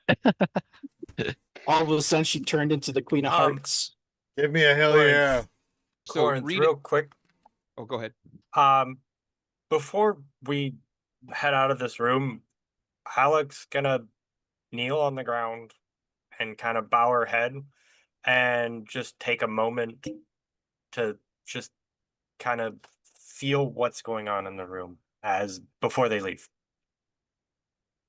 Like almost like a sign of Reverence. respect, reverence. There you go. Yeah, I like it. Makes sense. Just kind of trying to take the room and the people Mhm. as they were, you know, in their last moments. I like it. Very Mhm. cool. All right, so Leo It's and the room with the 4 beds that are where Correct. we were in. Okay. Yeah, that's where And I you were. also want to say thank you to Drum. Thank you, Drum, for doing that. Ah, So no problem. Reed and Leo, this room here, if you guys while you're waiting for the golem to kind of come down closer, we'll say that you guys had more than enough time to Oh yeah, we're in do like ambush a mode. Oh yeah. yeah. If you Full wanted to do an ambush. I assume you would want to do an investigation, at least check to see if there's anything in that room that could like ambush you guys, that kind of thing. No, right? we're just on full alert to shoot Mr. Potato Head in the face, I think. I don't think we want Reed fucking around in a room when there's Okay. giant with 3 or 4 minutes away. You know, Reed, what would be really good right now? I know there's death coming around the corner, but why don't you take a couple minutes and go check out that room there? You know, just to see what you could find. Well, yeah, I mean, I was also thinking of taking up juggling. So We could try. We could always try cross stretch a little bit. Like that. Uh, We're waiting to ambush this motherfucker, man. Are you kidding me? Hell no. I mean, I did an investigation. I found this trombone I was thinking of learning to play. Maybe I'll put a But it's chapter. really rusty. Well, you know, teach their own. But It's all right. I've been Recorder looking to lessons. practice the old Cleveland steamer, if you know what I'm saying, old boy. You know. Mm. Lord. All right, he rounds the corner now. You see Fire! him, yeah, I will Wait. have activated the Greaves. We're both stealth, so this will be Oh, I'm in full assassinate, shadow ambush. hide mode. Yeah. Yeah, all right, like so this is you got are tactical you nuke alerting getting the people fired. that there is a combat afoot? Yes, immediately. All right, so we'll say that the I'll, group I'll, is I'll able go to. a poo banana and then start fighting. Mm. All right, so we'll say that the other group is in S7. Like everybody can put their tokens like in that actual room. I don't know why I keep telling you guys the numbers and what they look like. You can't see that, but I can. So it's knows for me. Yeah, that's where everybody is at. So I don't see. Is there a Hadelin anywhere? There's a Hadelin. Lost your token. You lost your bloody token. There we go. All right, so go ahead, ambushers and stealthers and attacky foo. Are we stealth supposed to need be stealth down there in that rolls, room or- where you You are? want me to go first, Yes. Reed, or you want to go Yes, first? that's where actually. Yeah, I'll move Uh, Denara and Atheon down there too. Good point. As long as both of us go before it, I don't think it really matters. Well, you'll give you a +2. Oh yeah, all right. Or I could give you a +2, I suppose. Either way. Doesn't matter. Go for it. Guys Go are ahead, sitting there move your like jerking each token. other off in the hall. You want a +2? You want a +2? Well, you know, either can we way. shoot Togar first? Shoot or God. beat. Nasty boys. All right. Go for it. You go first. All right. I'll do either it. or. I will do it. I will go first. Go. Do it. Asps, very dangerous. You go first. All right. I will Hunter's Mark, of course, and away we go. I have no idea if I rolled or not because it didn't do 32. Well, I get to do. Yeah, 32 is a hit, definitely. We don't have advantage or anything, right? So yes. No, you we're do. Yeah, you do have advantage. You're stealth and surprising him and everything. We'll go. And as he comes into view, this creature is very much a flesh golem. It is probably like 7.5 feet tall. It's wider than like a normal person, and it's extremely gross. Looks like it's made up of multiple different peoples kind of stitched together.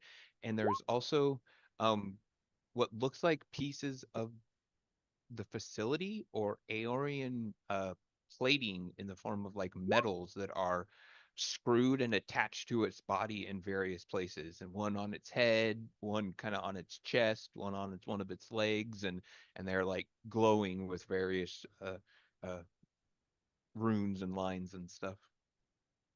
All right, and my third attack.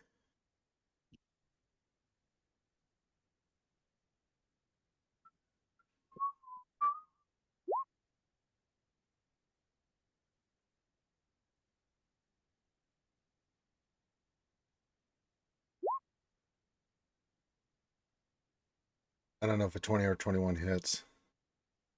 You have Elven accuracy. You can try a third time. I know, but I just want to know if those hit. No, they don't hit. Armor classes. I'll do another one. I get a free. So That should hit. That should hit. I'm gonna re-roll that because I can. 16 and then D6. All right, so 17, 22, 39.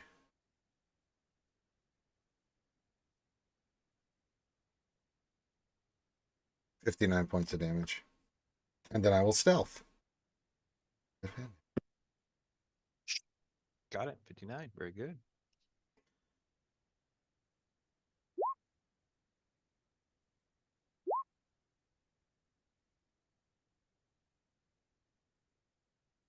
So 34 stealth.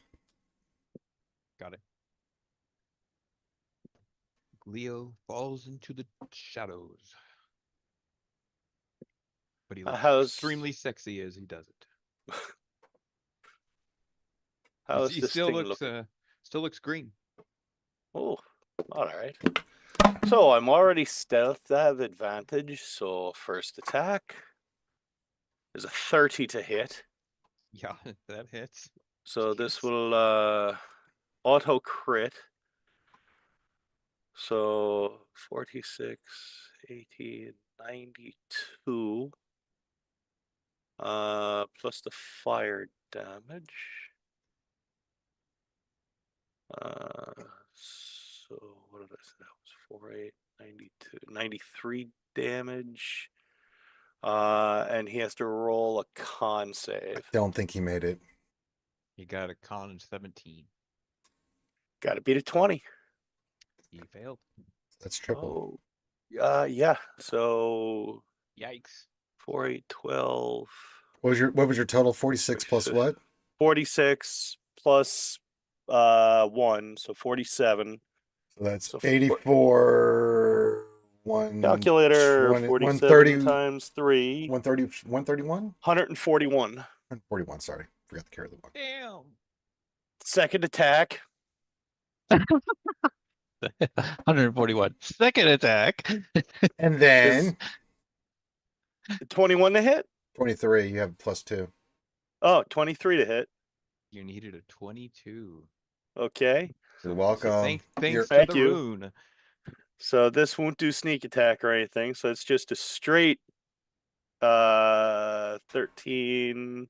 19. 40, 50, 60, yeah, 19. How's he looking? He's yellow. Bonus action stealth. So it's a 38 stealth. You, And hasted attack.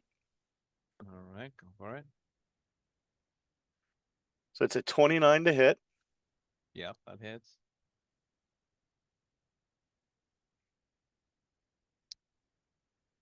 Okay, do another con save. Do we think Death Strike would actually work twice? No, it only works once. I would think it would only be once.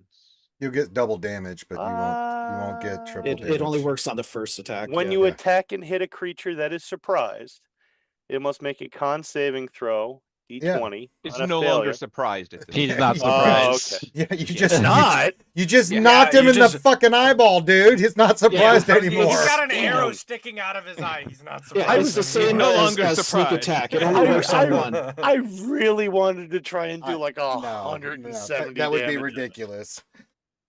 It's Okay, like each so- time Reed hits him, that damage is so much, he just keeps getting more surprised. Like, ouch, how do you hit me so hard? Ouch. I How don't did that come from understand. something that little? Why are you So he doing just keeps this? surprising himself. Why are you being like this? Okay, but it is still a surprise round, so that's still 100 damage. Plus the D6s. So it'd be another 4, so 104 damage. So it's 245 plus. You did 160 plus 104, 265, I think. Pardon me. Yeah, that's a lot. What, 19? I already added up. plus- It's like 265. Yeah. So how's he looking? He is ultra red. Yes, looks like he can barely stand. Okay, and I'll just sort of sidestep into that room since I'm Alrighty. not stealthed. So I'll just like stand there. Is it fair to say that those 15 people that went in here were all pretty much decimated, except besides the ones that we killed, the other ones, by this flesh golem that Reed just took out? Yeah. It's still alive. They're still But alive. you, I mean, you it's guys, basically gone. He's basically gone. but you guys are extremely impressed by the amount of damage that this thing just absorbed. Like that's probably why it was able to keep all these guys like harried in this area for so long. Like it was just a mountain of hit points. Like you don't know like what its attacks or anything are gonna look like, but it just, you know, it's a big Meat sponge. wet mud spongy dude. So yeah. Okay. Glad it like that. Leo So- hit him also. It did. Well, that's why I said. Yeah. That's why I said both. We did over Yeah. 300 points of Yeah. damage. No, I was to the talking to motherfucker. Algie. Like Oh. Oh, I was talking to Algie. Leo It hit him wasn't too. just I'm Reed. discounting Leo you, did Leo. something I'm too. discounting I you. wasn't offended. I did like 70 Yeah. points of damage. I was like, yeah. yeah, And I without mean, if- Leo's +2, one of those hits wasn't gonna hit. Just That's right. saying. Exactly. Yeah. I'm not dogging you. I'm just, Yeah. you know. And he wanders back around the corner. Oh, it's running away. Yeah. Initiative. Chase him. Fuck this shit. I'm out. Let's go. Wait, Atheon doesn't have a hit on him? No, well, I'm just saying that because that group was the ones that were like kind of out in the hallway first. I gave them the first kind of actions, but now the rest of the group, if they want to kind of start charging out of the room, Well, wasn't and Atheon act- Ethan with was them, with though? them. They were keeping an eye on him. But Does he Atheon get an wasn't act in attack? stealth mode. yeah, no, No, he but was he could still attack. No. no, he was kind of in the room looking at the Umbral Covenant bodies. Remember? Yeah, That's remember. kinda We were what just he was looking, doing. keeping an eye on him through the Yeah, door. you guys could still keep an eye on him for sure. I'll just yeah. look at Atheon. You want in on this? Like, He's Go like, "Who's-" sneeze. he's Someone like, go "Who's-" sneeze on him. He's like, and who said that? Where are you? Oh.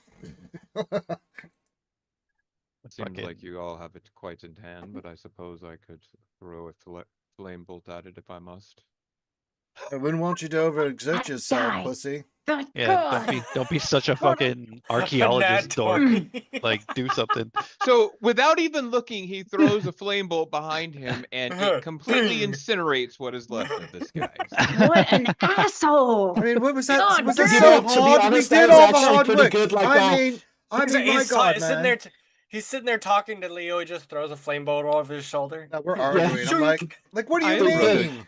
Oh, yeah. Torch. I am rather Whatever, useful, dude. you know. Athon's like spawn camping. Reed and Leo are the ones who actually did the fucking damage. You'll hear a Fucking- he 13 stole that kill. You'll hear a 13-year-old over an Xbox controller. I just might totally go, pawned "You your fuck- ass, you're- this I'm guy." fucking your mom last night. You stole my fucking kill, you Shut up, noob. shut up, bitch. Own you, bitch. And it looks like it normally the spell probably wouldn't have even affected this creature, but somehow because it was a natural 20, it did. Like it Oh. was a little bit of a strange encounter. Like the flame bolt like hit one of the Hi, Orion Lady plates, Geek. and it looked like it almost was gonna be reflected or absorbed, and then it just powered straight through him because of his nat 20. So I yeah. mean, was that so bloody hard? I mean, look, you killed the thing. I mean, all you had to do was throw a little simple spell. My God, you bitch a lot. I was just minding my own business as the group seems As to a want me to giant do. golem monster just shows up. I mean, I wouldn't want to interrupt you, Professor. Noted. Yo, kill him. All right. I don't know. You know, Now he- what would the group like to do? Well, me and Leo, me and Reed, I think we'll just go for it and go check stuff around. Come on, Reed, let's go see. Let's go investigate the pound of flesh. yeah, we let's just see if killed. there's anything on that Yeah, thing. You might as well come with us. Come on, take a look. it's in a book, The Reading Rainbow. Get your goddamn ass over here. You're not seeing like any like possessions other than, you know, it did have kind of like a Franken-esque style outfit on, like pants that didn't fit too well, and things like that. But that's pretty much it. You don't really see anything that specifically of useful unless you're gonna go to extremes. Let's put it that way. Depends on what you're What? what Ew, you deem what as does that useful and what mean? you're doing. That sounds like a job for Togar. Is flesh Well, column actually, Drom's gonna go penis over and look at this thing fucking- since undead is one of his things. Yeah, I mean, would it have like a power source or? What a disgusting thing. How about Arcana checks then, if you're looking at it from that kind of perspective? Yeah, Oh yeah, truly one of my let's strengths. both roll Arcana checks and see how this goes. Lowest one wins. All right, I got you. Can I do a religion on it? I got to 10. I hit double digits. both you think it's magical. Reed, we know there are intellectual readings of this. I think it was made by magic. I don't know how do you confer with me on this one? I think it's magical.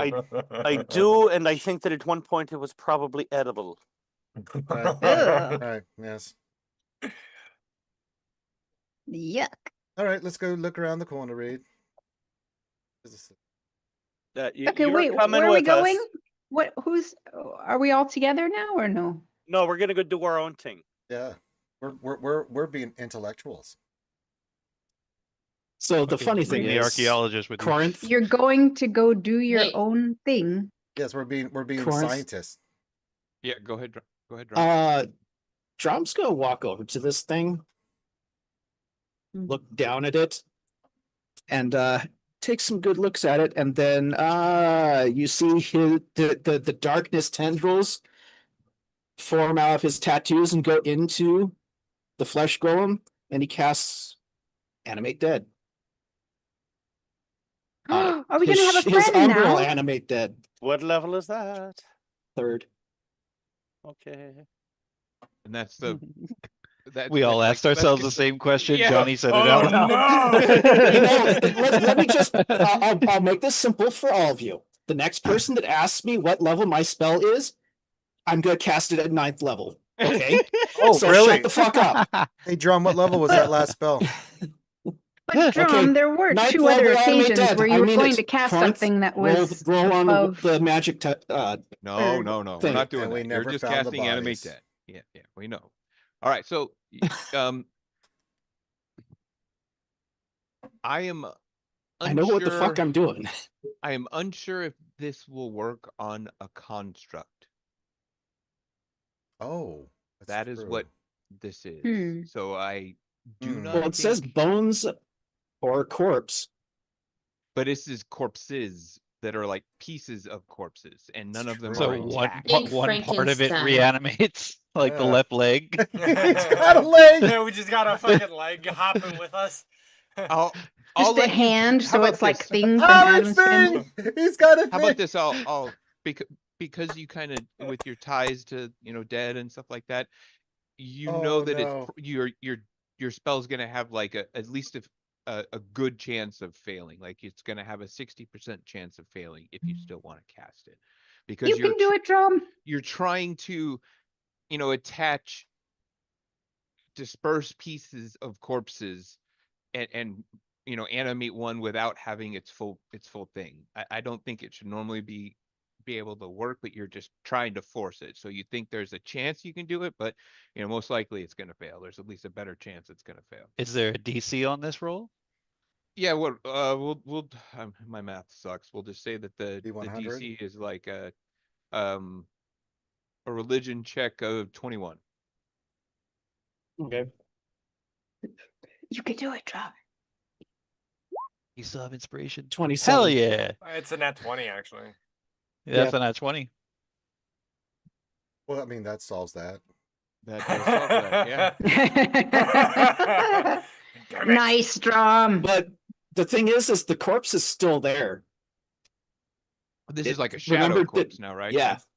It has all of the abilities and stats of the original. Gross. So Okay, so I'll send you a where the hell did I write it down?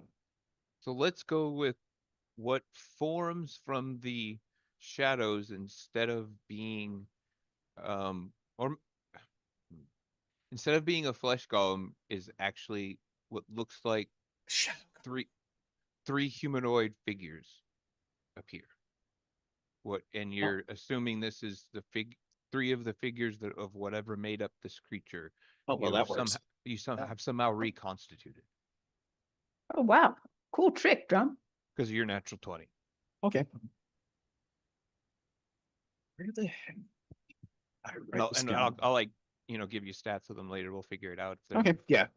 But yeah, you've got like 2 Aeorian researchers and 1 Aeorian captain. Like you see 2 of them that are more like magus scribing looking features, and one of them has like a long sword and a shield. Okay. Sweet. All right. All these doors that you guys are looking down to are closed, by the way. So I don't know if you're just covering Reed as wherever he wants to go to next. Yeah, I'm waiting for the rest of the party to at least get out into the hallway so that they can see us, so I can signal down to them. I thought you guys were going off on your own, you said. We lied. Yeah, we went to the end of the hall.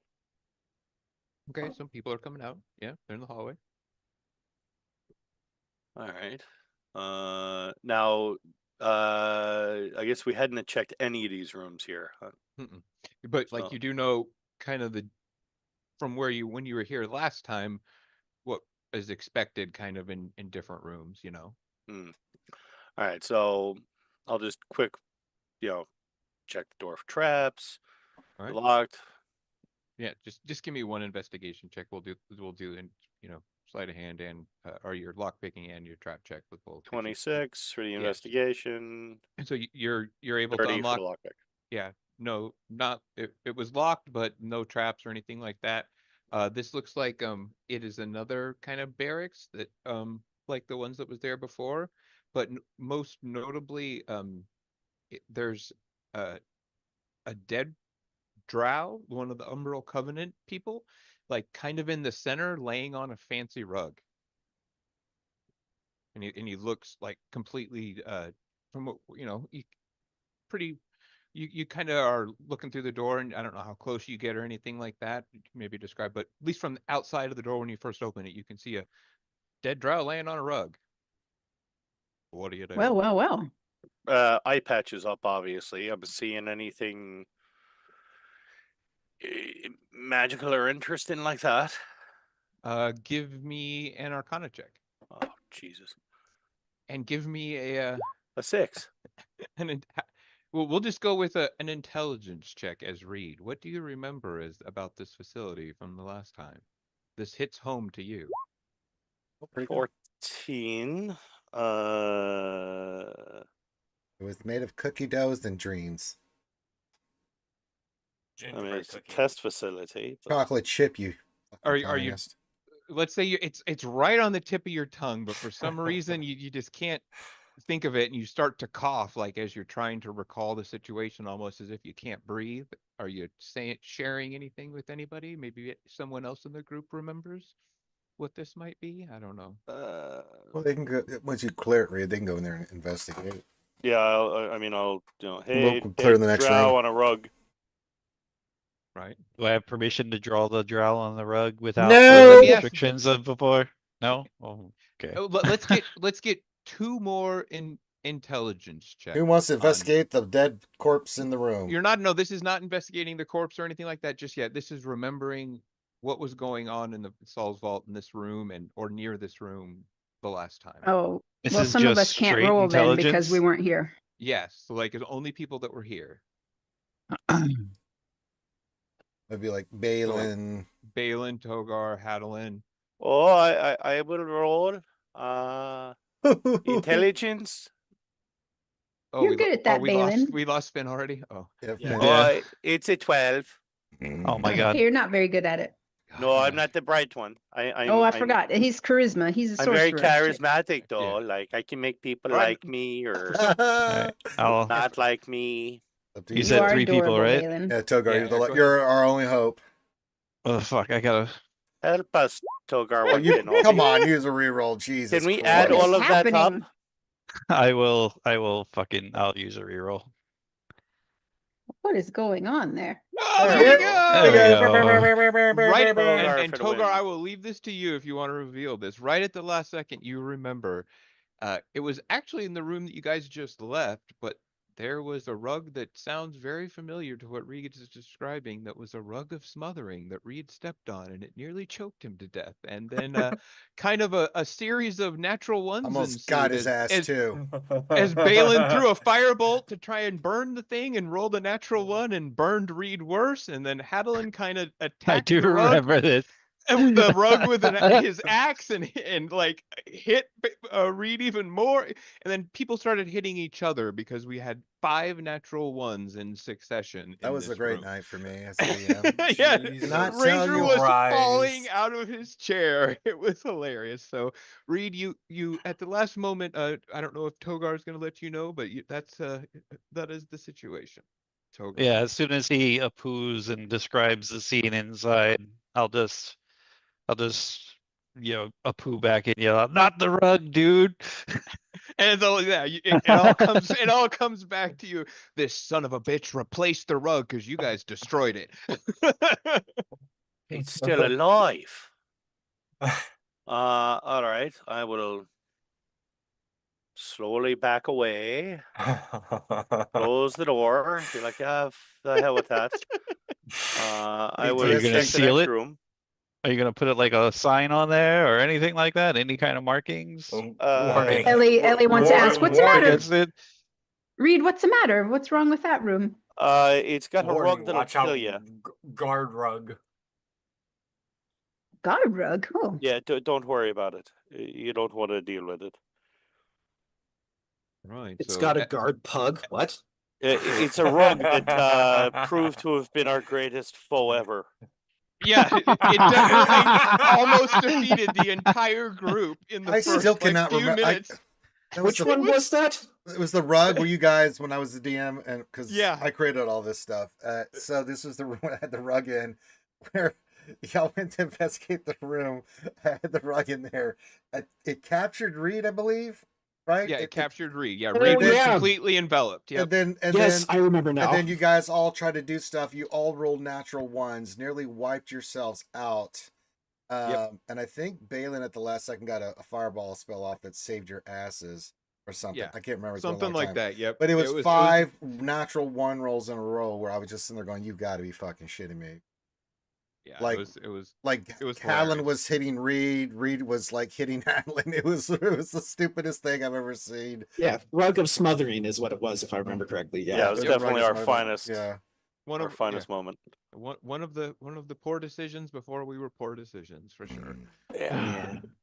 I just Can I open the door and look at it and do an arcana check on it, see if I can just dispel it real quick? Well, yeah, sure. Mhm. I just want to kind of. Ellie's like, "I don't believe you guys. A rug." Yeah, I mean, you know that a dispel magic would work on a rug. It would just make it like inert for a certain amount of time, but it would Just not kinda- permanently? Not permanently, yeah. Okay. Well, never mind. I was going to do something cute, but I'll just close the door. Now, if Togar's actually Togar's painting that entire door with like warning signs and shit like that. Like I'm Don't fucking dead keeping it open locked down. inside. Yeah. Everything.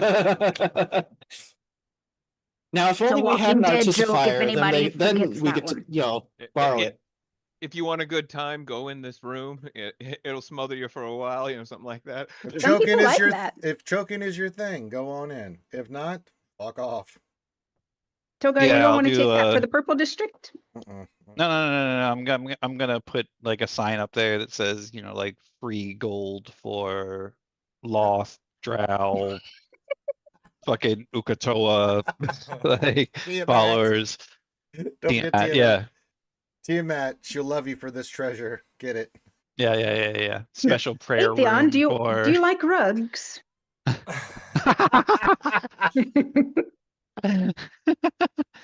There you go. Atheon, Cast do you dispel like- magic do you on like it. And give it to Atheon. You like violence? You like me sticking 9-inch nails into your eyelids? I can't say that I have a preference either for or against. All right. You look like a type that would have fancy rugs in your house, I'm just saying. There's a nice one in there. You might want. All right, let's go to the next room, Reed, before we all Yeah. Next room. have You to need go more to rolls. Or... counseling session. No, you said you just use your one roll and just go to each one, right? Denara says, I doubt he appreciates the finer things in life, but maybe. Dinar, you don't think he seems awfully snooty? I'm messaging Denara to give her the rundown on the rug. You see her laugh under her breath for a moment. It's a rare break in her composure, but yeah. Perhaps he should go in. Yeah. You just see him look at you guys and return back to making mental notes, let's just say. All right, so you're going to the next room, right? Just like the one Yeah. right here. All right, so just give me your typical rolls. Right character sheet, John. 26 investigation. All right, yeah, you're able to see that this is one of the more difficult locks in the entire facility. You think that you will probably need to roll again and spend more time because or use something that will assist you. I will You use have this. not I will succeeded. stand next to him to assist him so he can get this if he needs it. Yeah, so yeah, if someone's assisting you, you can have advantage, but you think that even with a 26, you are not succeeding. It's a 28 on 28 the works. sleight of hand.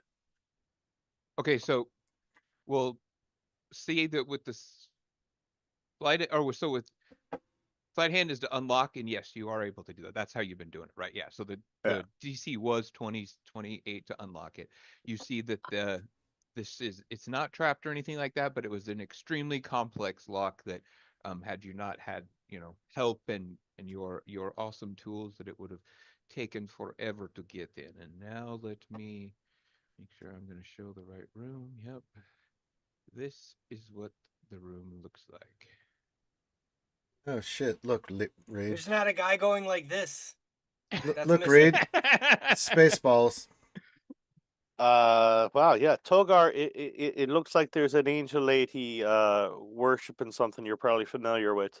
Well, what is the language in? Do I recognize it?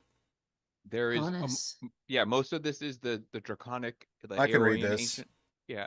So you can't read all of it because it's the ancient Aeolian, but Right. you guys see that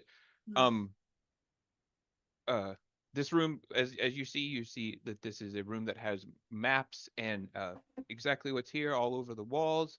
There is red string that goes to different areas, but most of them converge on the mural that is in the back.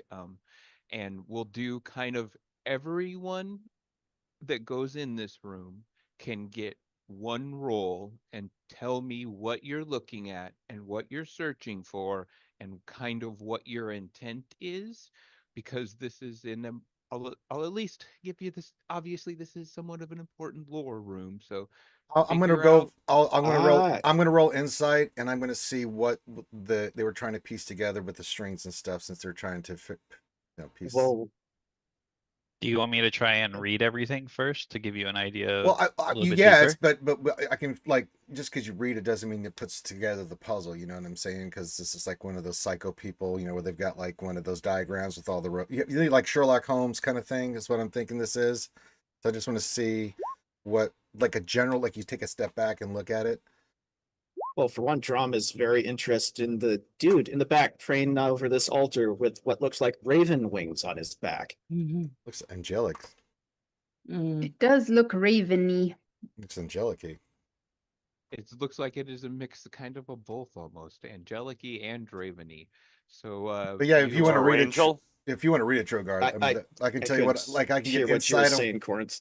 I can get inside of like what all this is, but you can read it and like we can like kind of work together since we both do the draconic thing and like, Yeah, yep. So we'll say that him helping that is Togar kind of reading with you guys for whatever your role is gonna kind of be and what your interpretation of it is, if that helps. You know what I mean? Mm-hmm. So Togar's deciphering it, but Leo is correct that he's looking at it from an insight perspective to try and see what the What's the ultimate intent goal, here? What's the intent here? Okay, so you kind of follow some of the strings for the overall larger intent of the pictures in the room, just kind of trying to trace things, and you see what threads lead to something that was far in the past and has something directly tied to the Raven Queen. I'll tell that to Togar and Drom. Should have Togar so he can translate for Drom. And you are It gathering. was history that I rolled for reading, right? For this, with what I just told you, probably. Yeah. So that it. Sorry, I think I heard a.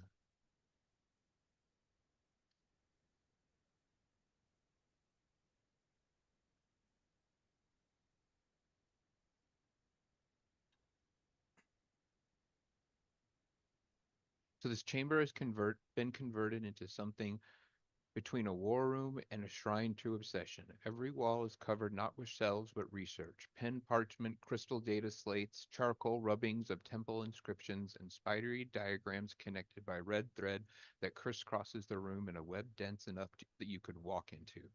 The threads all converge on the far wall where a single image has been rendered in exacting detail onto the stone. A woman kneeling before an altar with her hands before her mortal form in what looks like dissolving into something vast and dark and winged.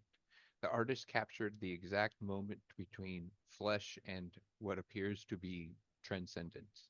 Beneath the image, scratched into the wall in what appears to be the Aeorian Draconic, it says, "There, that is the scene."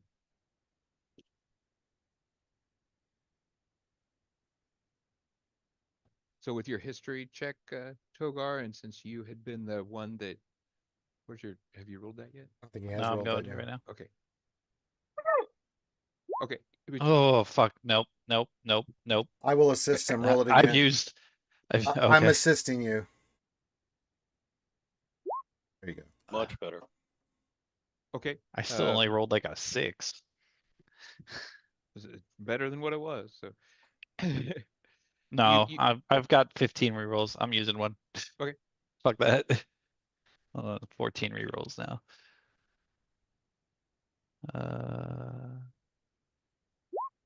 Okay, Okay, I'll take that. That gets the next DC for sure. So you're able to see that now that you have, like, almost unconsciously, you take out Sal's notebook and you start kind of flipping through it, looking at different places in the wall and kind of using his writing to decipher things a little bit quicker. And now I will go back 120 years gives you more context. If the strings are correct, he's talking about going back 120 years before the time of Aeor or the fall of Aeor. So there was more like context to the sentence. It wasn't just going back just 120 years. It was going back quite a bit further. And it appears to be during something that you now put together as an apogee solstice. And that's the thread that seems to be the final connection that helped Feral Saul reach where all these threads converge. Right, who would like to go next?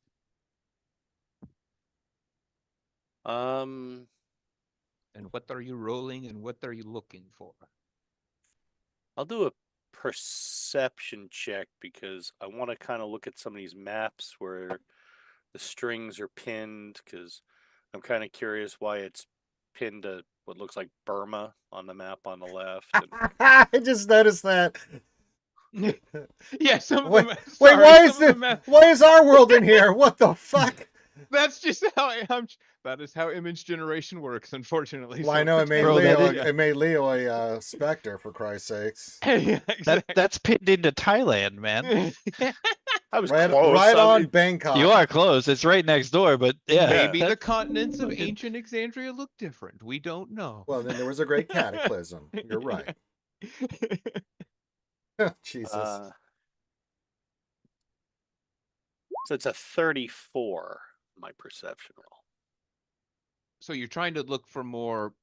Like, I'm trying to figure out, like, do I know these locations? Is there anything special about these locations? Yes, On some of these maps, are that location repeated? So what some of the things that you're able to piece together that is important is a lot of these are appear to be temples to the Raven Queen. Like, and it seems like he's tracing back. They go like the inscriptions you see and stuff like that is older and older, and you guys are even kind of starting to get that high of a perception check.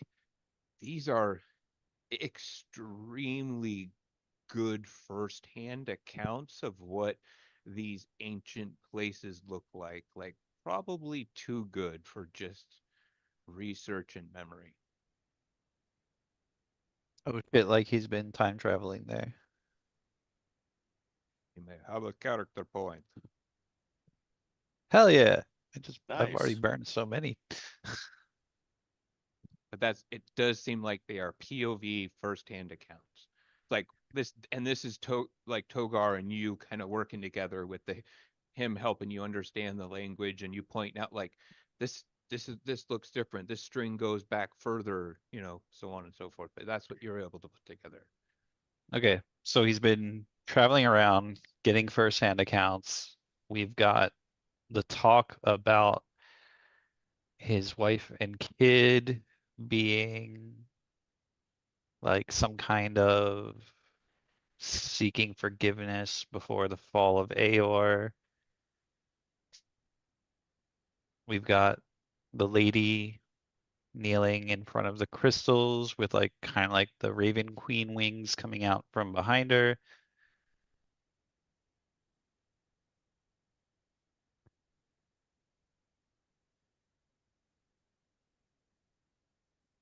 So what would he be able to change by going back to this point in time? All right, who would like to go next, and what would you like to roll? Well, Drom will actually go into the room where there seems to be a shitload of Raven Queen things about. And do a religion check.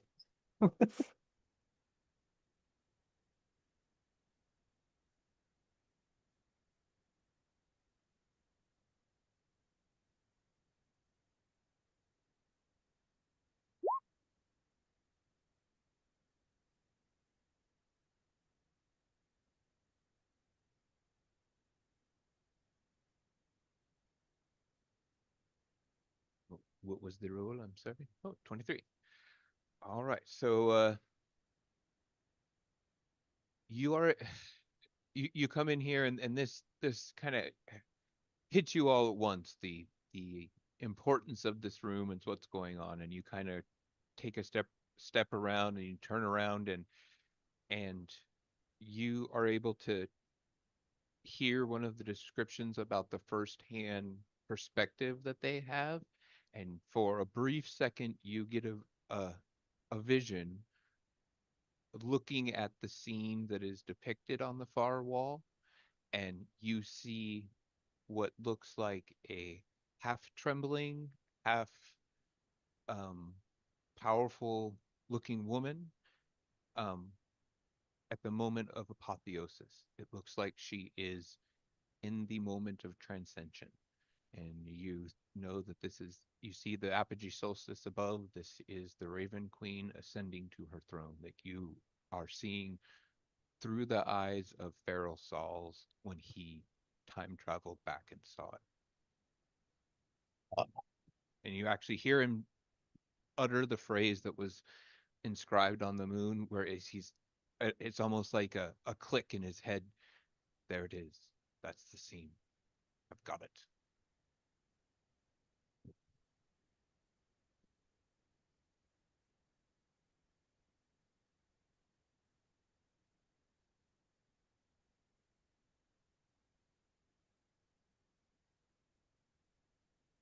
Drom will relay that. It's the rest of the group. All right. Who would like to So go does this, next? what do you Yeah, guys think? Does this like, do you guys I'll- think that this is somehow like something he's trying to usurp, or he's just connecting it You haven't figured that out yet. Yeah. I would like to Oh, go wow, in. really? Two and- ones? Oh, Balin, you want to go in? Yes, I promise If I you won't could, touch could you anything, smack but Drum in the back of the head? He seems to be drooling on himself at the moment.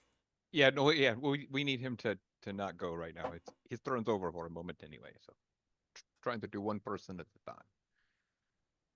So go for Balin, please. okay, I would like seeing all of this iconography of this Raven Queen. I think I will do an Arcana check to try to see if maybe there's any information on how you might go about usurping the Raven Queen as she ascended to her holiness and take her place. All right. Give me the Arcana check. That's a 27. Okay, so the only way that Balin can see or think of that, and this is only possible after Drom has described what he saw, is that someone would have to steal whatever right she's using to ascend and do it kind of before her, potentially. But with that, his high of an Arcana, he thinks that that's just like next to impossible, if not impossible. That big of a change, it can't be what his plan is. That it would just tear everything in the timeline to shreds. That it's got to be something kind of similar scope but smaller in form. And that's what Balin's trying to put it. And with that 27, he's able to piece together that it has something to do with the frigid woe. It has something to do with the disease, that whatever he's using, that there is actually more research in this room to kind of a variant that he discovered that he terms like, frozen woe or frigid woe, divine bane variant. But that's all that, even with the 27, that you're able to put together, that it has something to do with the disease.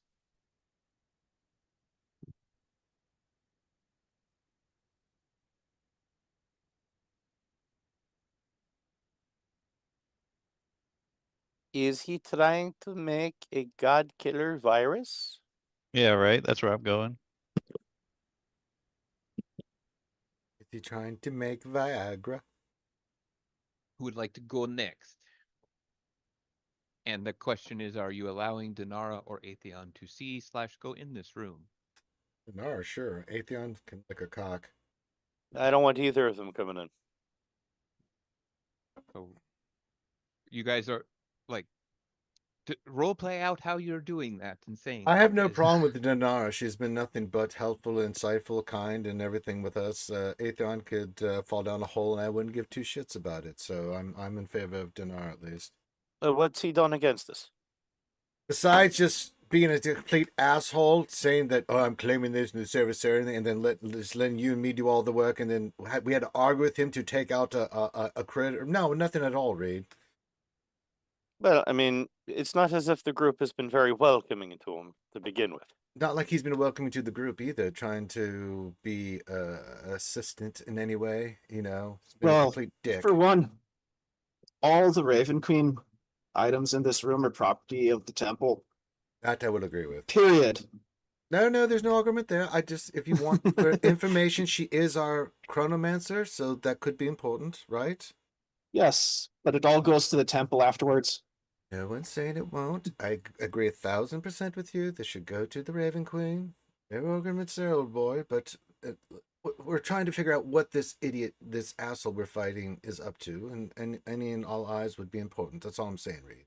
And if I had to pick one of the two, I'm going to go with the lady that's been helpful in... Have you allowed him the opportunity to even? All right, let's let the service assembly person in. Do you trust him No. more than you can throw them? No. Me? Yeah. But I can see what You Farasol is do. doing here. I do. No, Strength's a dump stat for starters, but What better way to know the weakness of the gods is to know them before they became gods? Well, if I'm correct on some of my lore, and it's a little iffy on this, some gods were already gods since the beginning. Some gods, like the Raven Queen and a few others, like Vecna, became gods after they were mortals. That's happened as well. If anybody, I'm wrong on this, so you know, As far as I know, that's it too. there could be more. I'm not aware of any. I don't know how you feel, but what I'm getting from this room is either two things. Either he wants to kill the gods, or he's looking to get the power of the gods, like the Raven Queen or something, to On one bring himself. back his loved ones. Could be both. Like he wants to kill the gods, but he also wants the power to resurrect his, what did you say, Togar? His wife? Family. Family, basically. It's his wife and kid. I mean, am I misreading anything so far? Well, with what Balin said about this being tied to the Frozen Woe and a Divine Bane variant. We do know he wants to kill the gods.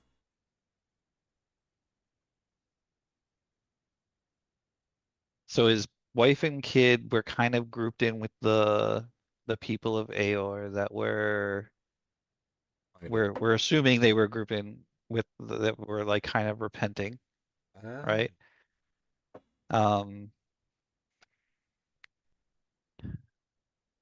And also with what Balin got was being able to kind of take over this moment where the Raven Queen ascended would be way too difficult. I don't know how that would happen yet. I mean, you want somebody else to look at this? But what would the I think we got to figure out what would the benefit be as far as like his wife and child, right?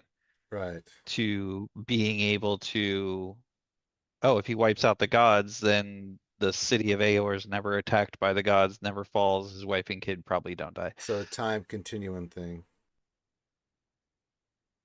Like the old adage, if you go back and kill your grandfather, you never existed.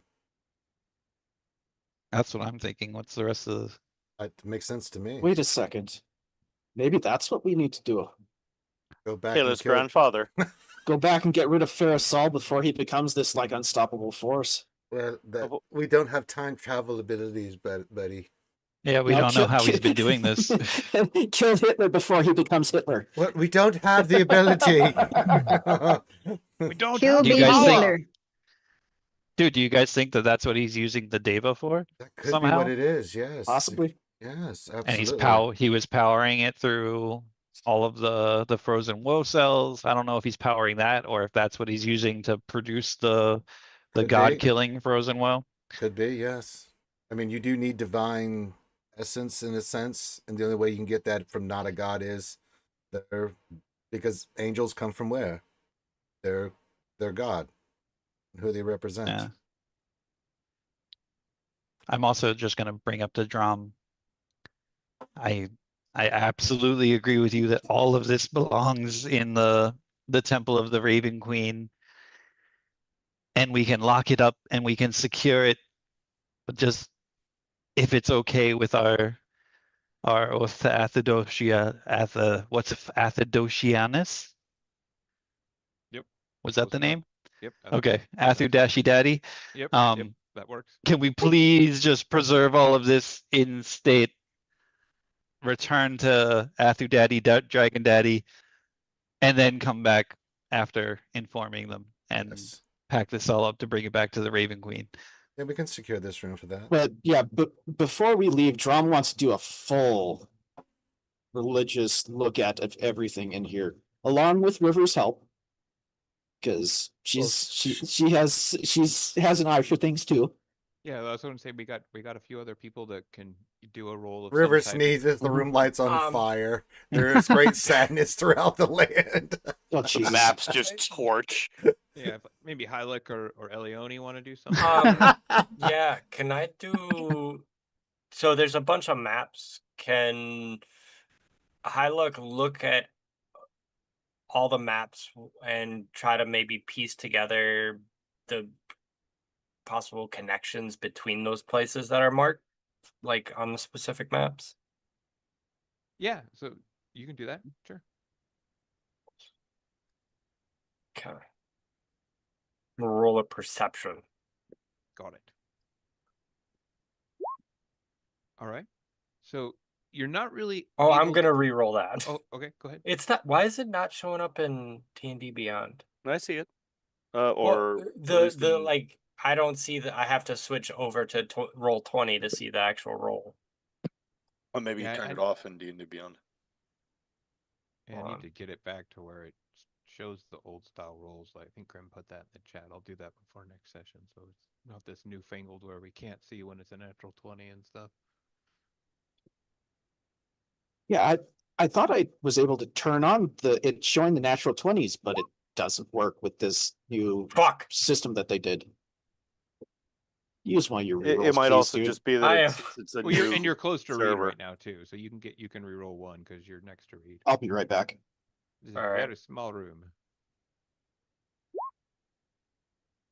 18. I- That's decent. I'm gonna roll an inspiration as well. Okay. Yeah, I'll have to tinker with it. Roll 20. That one shows up on the screen, but the other ones haven't. Okay, Weird- so that weird. was but it didn't show up in roll 20. Weird. It was a 4. There's a 4. Okay, so 22. Got it. Yeah. All right. I'll say so.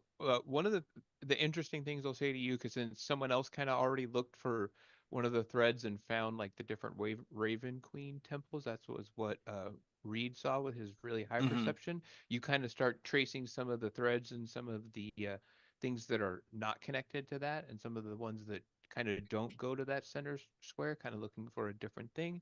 And you see something that's different than what the others are saying, but you see threads going to different places that have to do with uh, one of the betrayer deities that is known as the Chained Oblivion, and then there's notes below it in Draconic, and it takes Togar and Leo a few moments to decipher it, where it says "Seal too good, move on to next candidate," and you guys chase the threads, and you see Vecna, and you see had been a lich for unknown amount of years.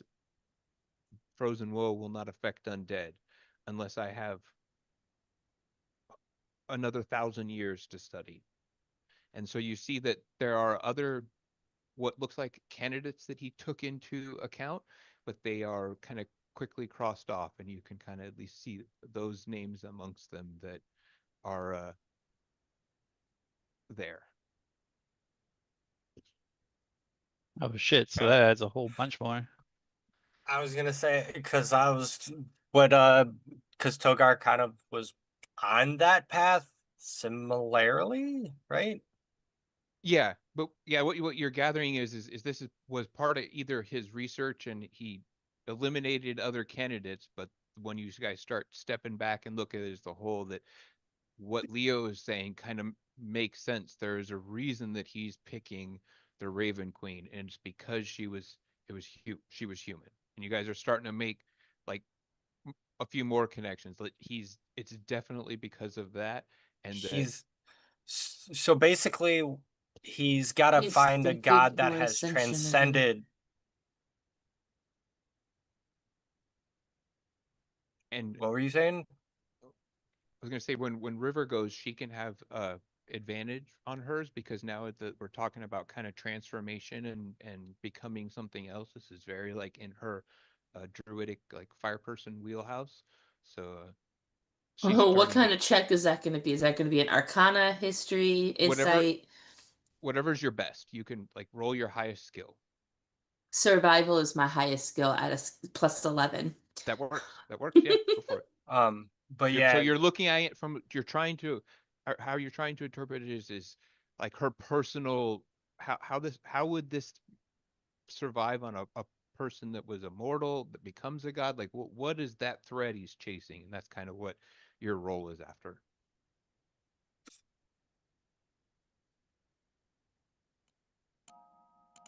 Are you gonna roll? Damn, that lagged. Okay, I'm back. It's thinking. I haven't heard a roll yet. 26. There you go. So River finally makes the connection between, and it's the survival skill that you used. You see finally notes on this frigid woe and frozen woe specifically. He wants to infect her with it when she was mortal before she transcends. So she takes it with her when she becomes a goddess. You are unsure what the heck that would do in a divine transcendence case, but I'm gonna tell Drum. she'd take it with her. Like basically the Raven Queen would be infected with the frozen woe when she became a goddess. Yeah, let's not let that Yeah, happen. I'm telling Drum. He gets to know all of that connection. The dots connected. He's the first to know because he's right there listening to me mumble about it. So that's why he's traveling back to specific points and looking through threads. Is that seems to be what his goal / plan is he wants to infect the Raven Queen with the disease so she takes it into the portfolio.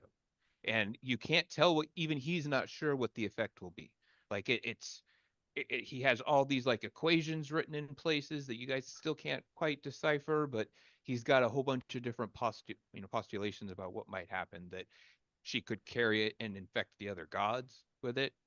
It could become and that would obviously be his best case scenario. An interesting scenario he notes is that it may be passed to anyone that dies as she carries them to the realm of the dead, that they could be infected as well. He doesn't think it's possible, but the one that he thinks is the most likely is that anytime a priest or a follower of hers requests magic, that they could be infected. So it just depends on how effective his divine bane prototype of frozen woe works.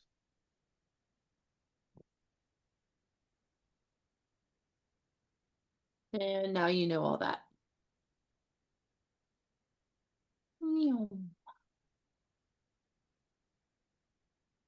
Very good with that roll there, River. Thank y'all. Right. So is our plan just to like try and find our way downstairs? Like assuming that Parasol's there, or at least that'll be the next step in maybe Well, seeing a clue as to where he's gone. I'll We just still roll don't have sure for sure No. that Parasol's here, right? No, we're not sure he's here, but Yeah. we know at least that Angel is downstairs, probably.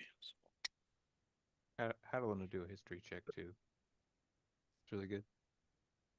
So he kind of grasps the same things that you guys do as well. But trying to see what else he could potentially know. Remember, there's something also very nasty downstairs too. He can As long as it's not as bad as a rug of smothering, we're good. Oh, it's worse. Hadlin points out that there's notes here that say that he can't specifically travel back to Aor itself or penetrate. I don't know. I can't make this word here, Togar. It's something about a fabricator or flamabicator. I don't know what it is, but fluctuator or something. Something about it. Flux capacitor? Yeah, that's what it is, I think. Tenebrator, I think that might be what it really says, but I like flux capacitor better. Basically, Aor's like whatever tech they had is keeping Feral Saul out for himself also. Interesting. Well, And I for keep one, sorry, no, I just I'm wanted some lagging. references too. Go ahead. I'm done.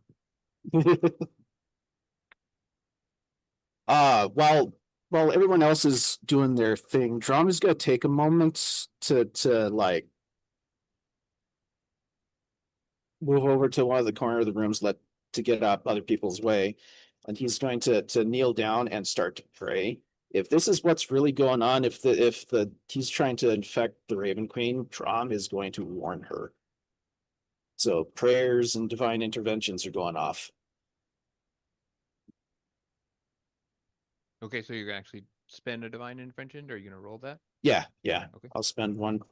It's not quite an intervention, but more of a drum is like, oh, hey, Lord, you need to know this. So I will.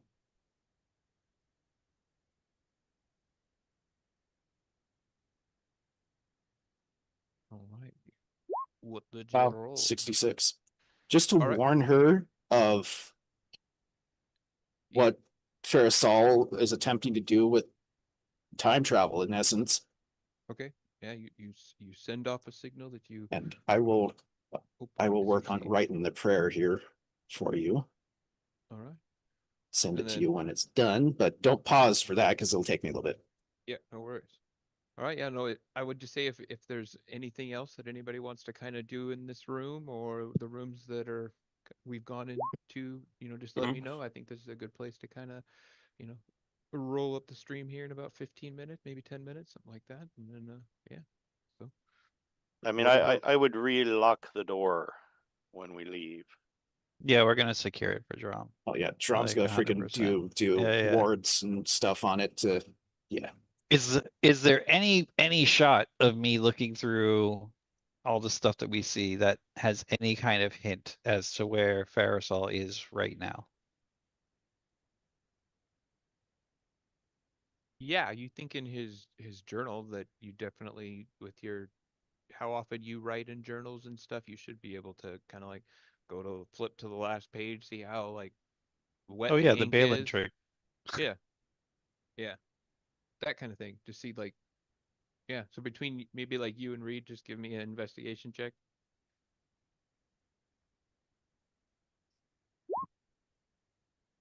33. I felt good about my 23 for like 4 Half a seconds. second. Yeah, you guys find out different things, but so just 23, you're able to find out that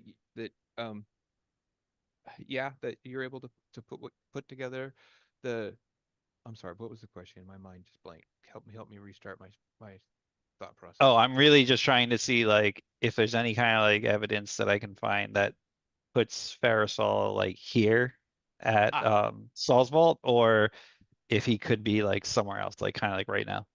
So yeah, so you're able to see that the last, page of drawing is very, very recent. So you do think that it would be within a day at the very least. Okay. So it's been written in recently. And Read with your 33 that you're now watching him flip through this, you kind of show him like, yeah, I've seen people hide codes in their writing before, and you guys start flipping the book to the side and looking at some of the things, and you finally get like a invisible page that folds out and has some more of the actual writing as well that is kind of hidden amongst this book, and you see some more of his information where he has kind of one of the things that you guys had just figured out, where he writes, I will travel back to the moment of apotheosis and infect her with the frozen woe, and she will become a carrier. From there, I do not know what will happen. I do not know if she would have approved. I do not know if I will ever get a chance to ask. You said that was apotheosis? Apotheosis. Apotheosis. So I look at Togar and I'll say, somehow I found the centerfold page and you didn't. You found a centerfold page with no pictures. Ah, okay. Good. It's in Braille. It's just writing. Well, I skip those pages, man. I don't the read whole this for the book. articles. It's the whole book. Toger's a picture book kind of guy. Yeah. More pop-up books. Picture pages, time for your picture pages. And we can. Am I safe in assuming that when you said not sure if she would approve, he's referring to his wife? yeah, that's Yeah. the gist you get. Yeah, Okay. Do we know his wife's name? hasn't We do. I don't think you've seen the We've name not just seen the yet. name, I don't think. Nope.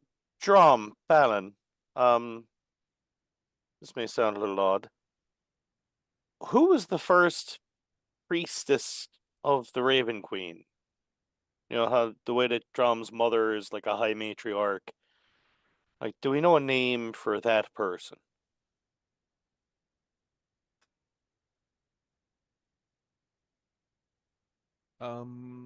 They might.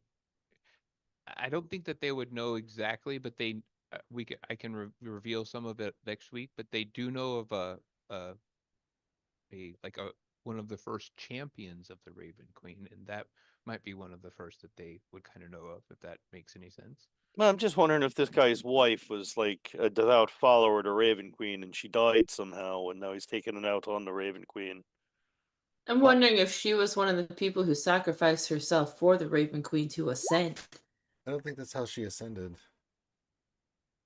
Well, if we go back in like old school, she what was it? Never she dethroned Nerol or what was it in Fourth edition? Fourth, Yeah, fourth, she I like think? Yeah. she It's been a toppled some other long goddess. time. It mostly depends on which version you go with. So it's like I mean, DM choice. Yeah, we've got a week off for you to, make up the entire foundational theology of your religion first.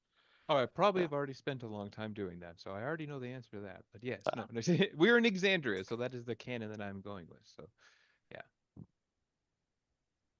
like in fourth edition, the Raven Queen's name was what, Nira? If I remember Yeah, but correctly. that's theoretically It's a been so different long. world. Yeah. Yeah.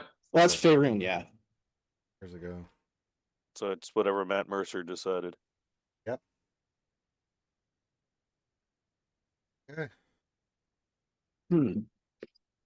He decided that she doesn't have any memories of who she was before him.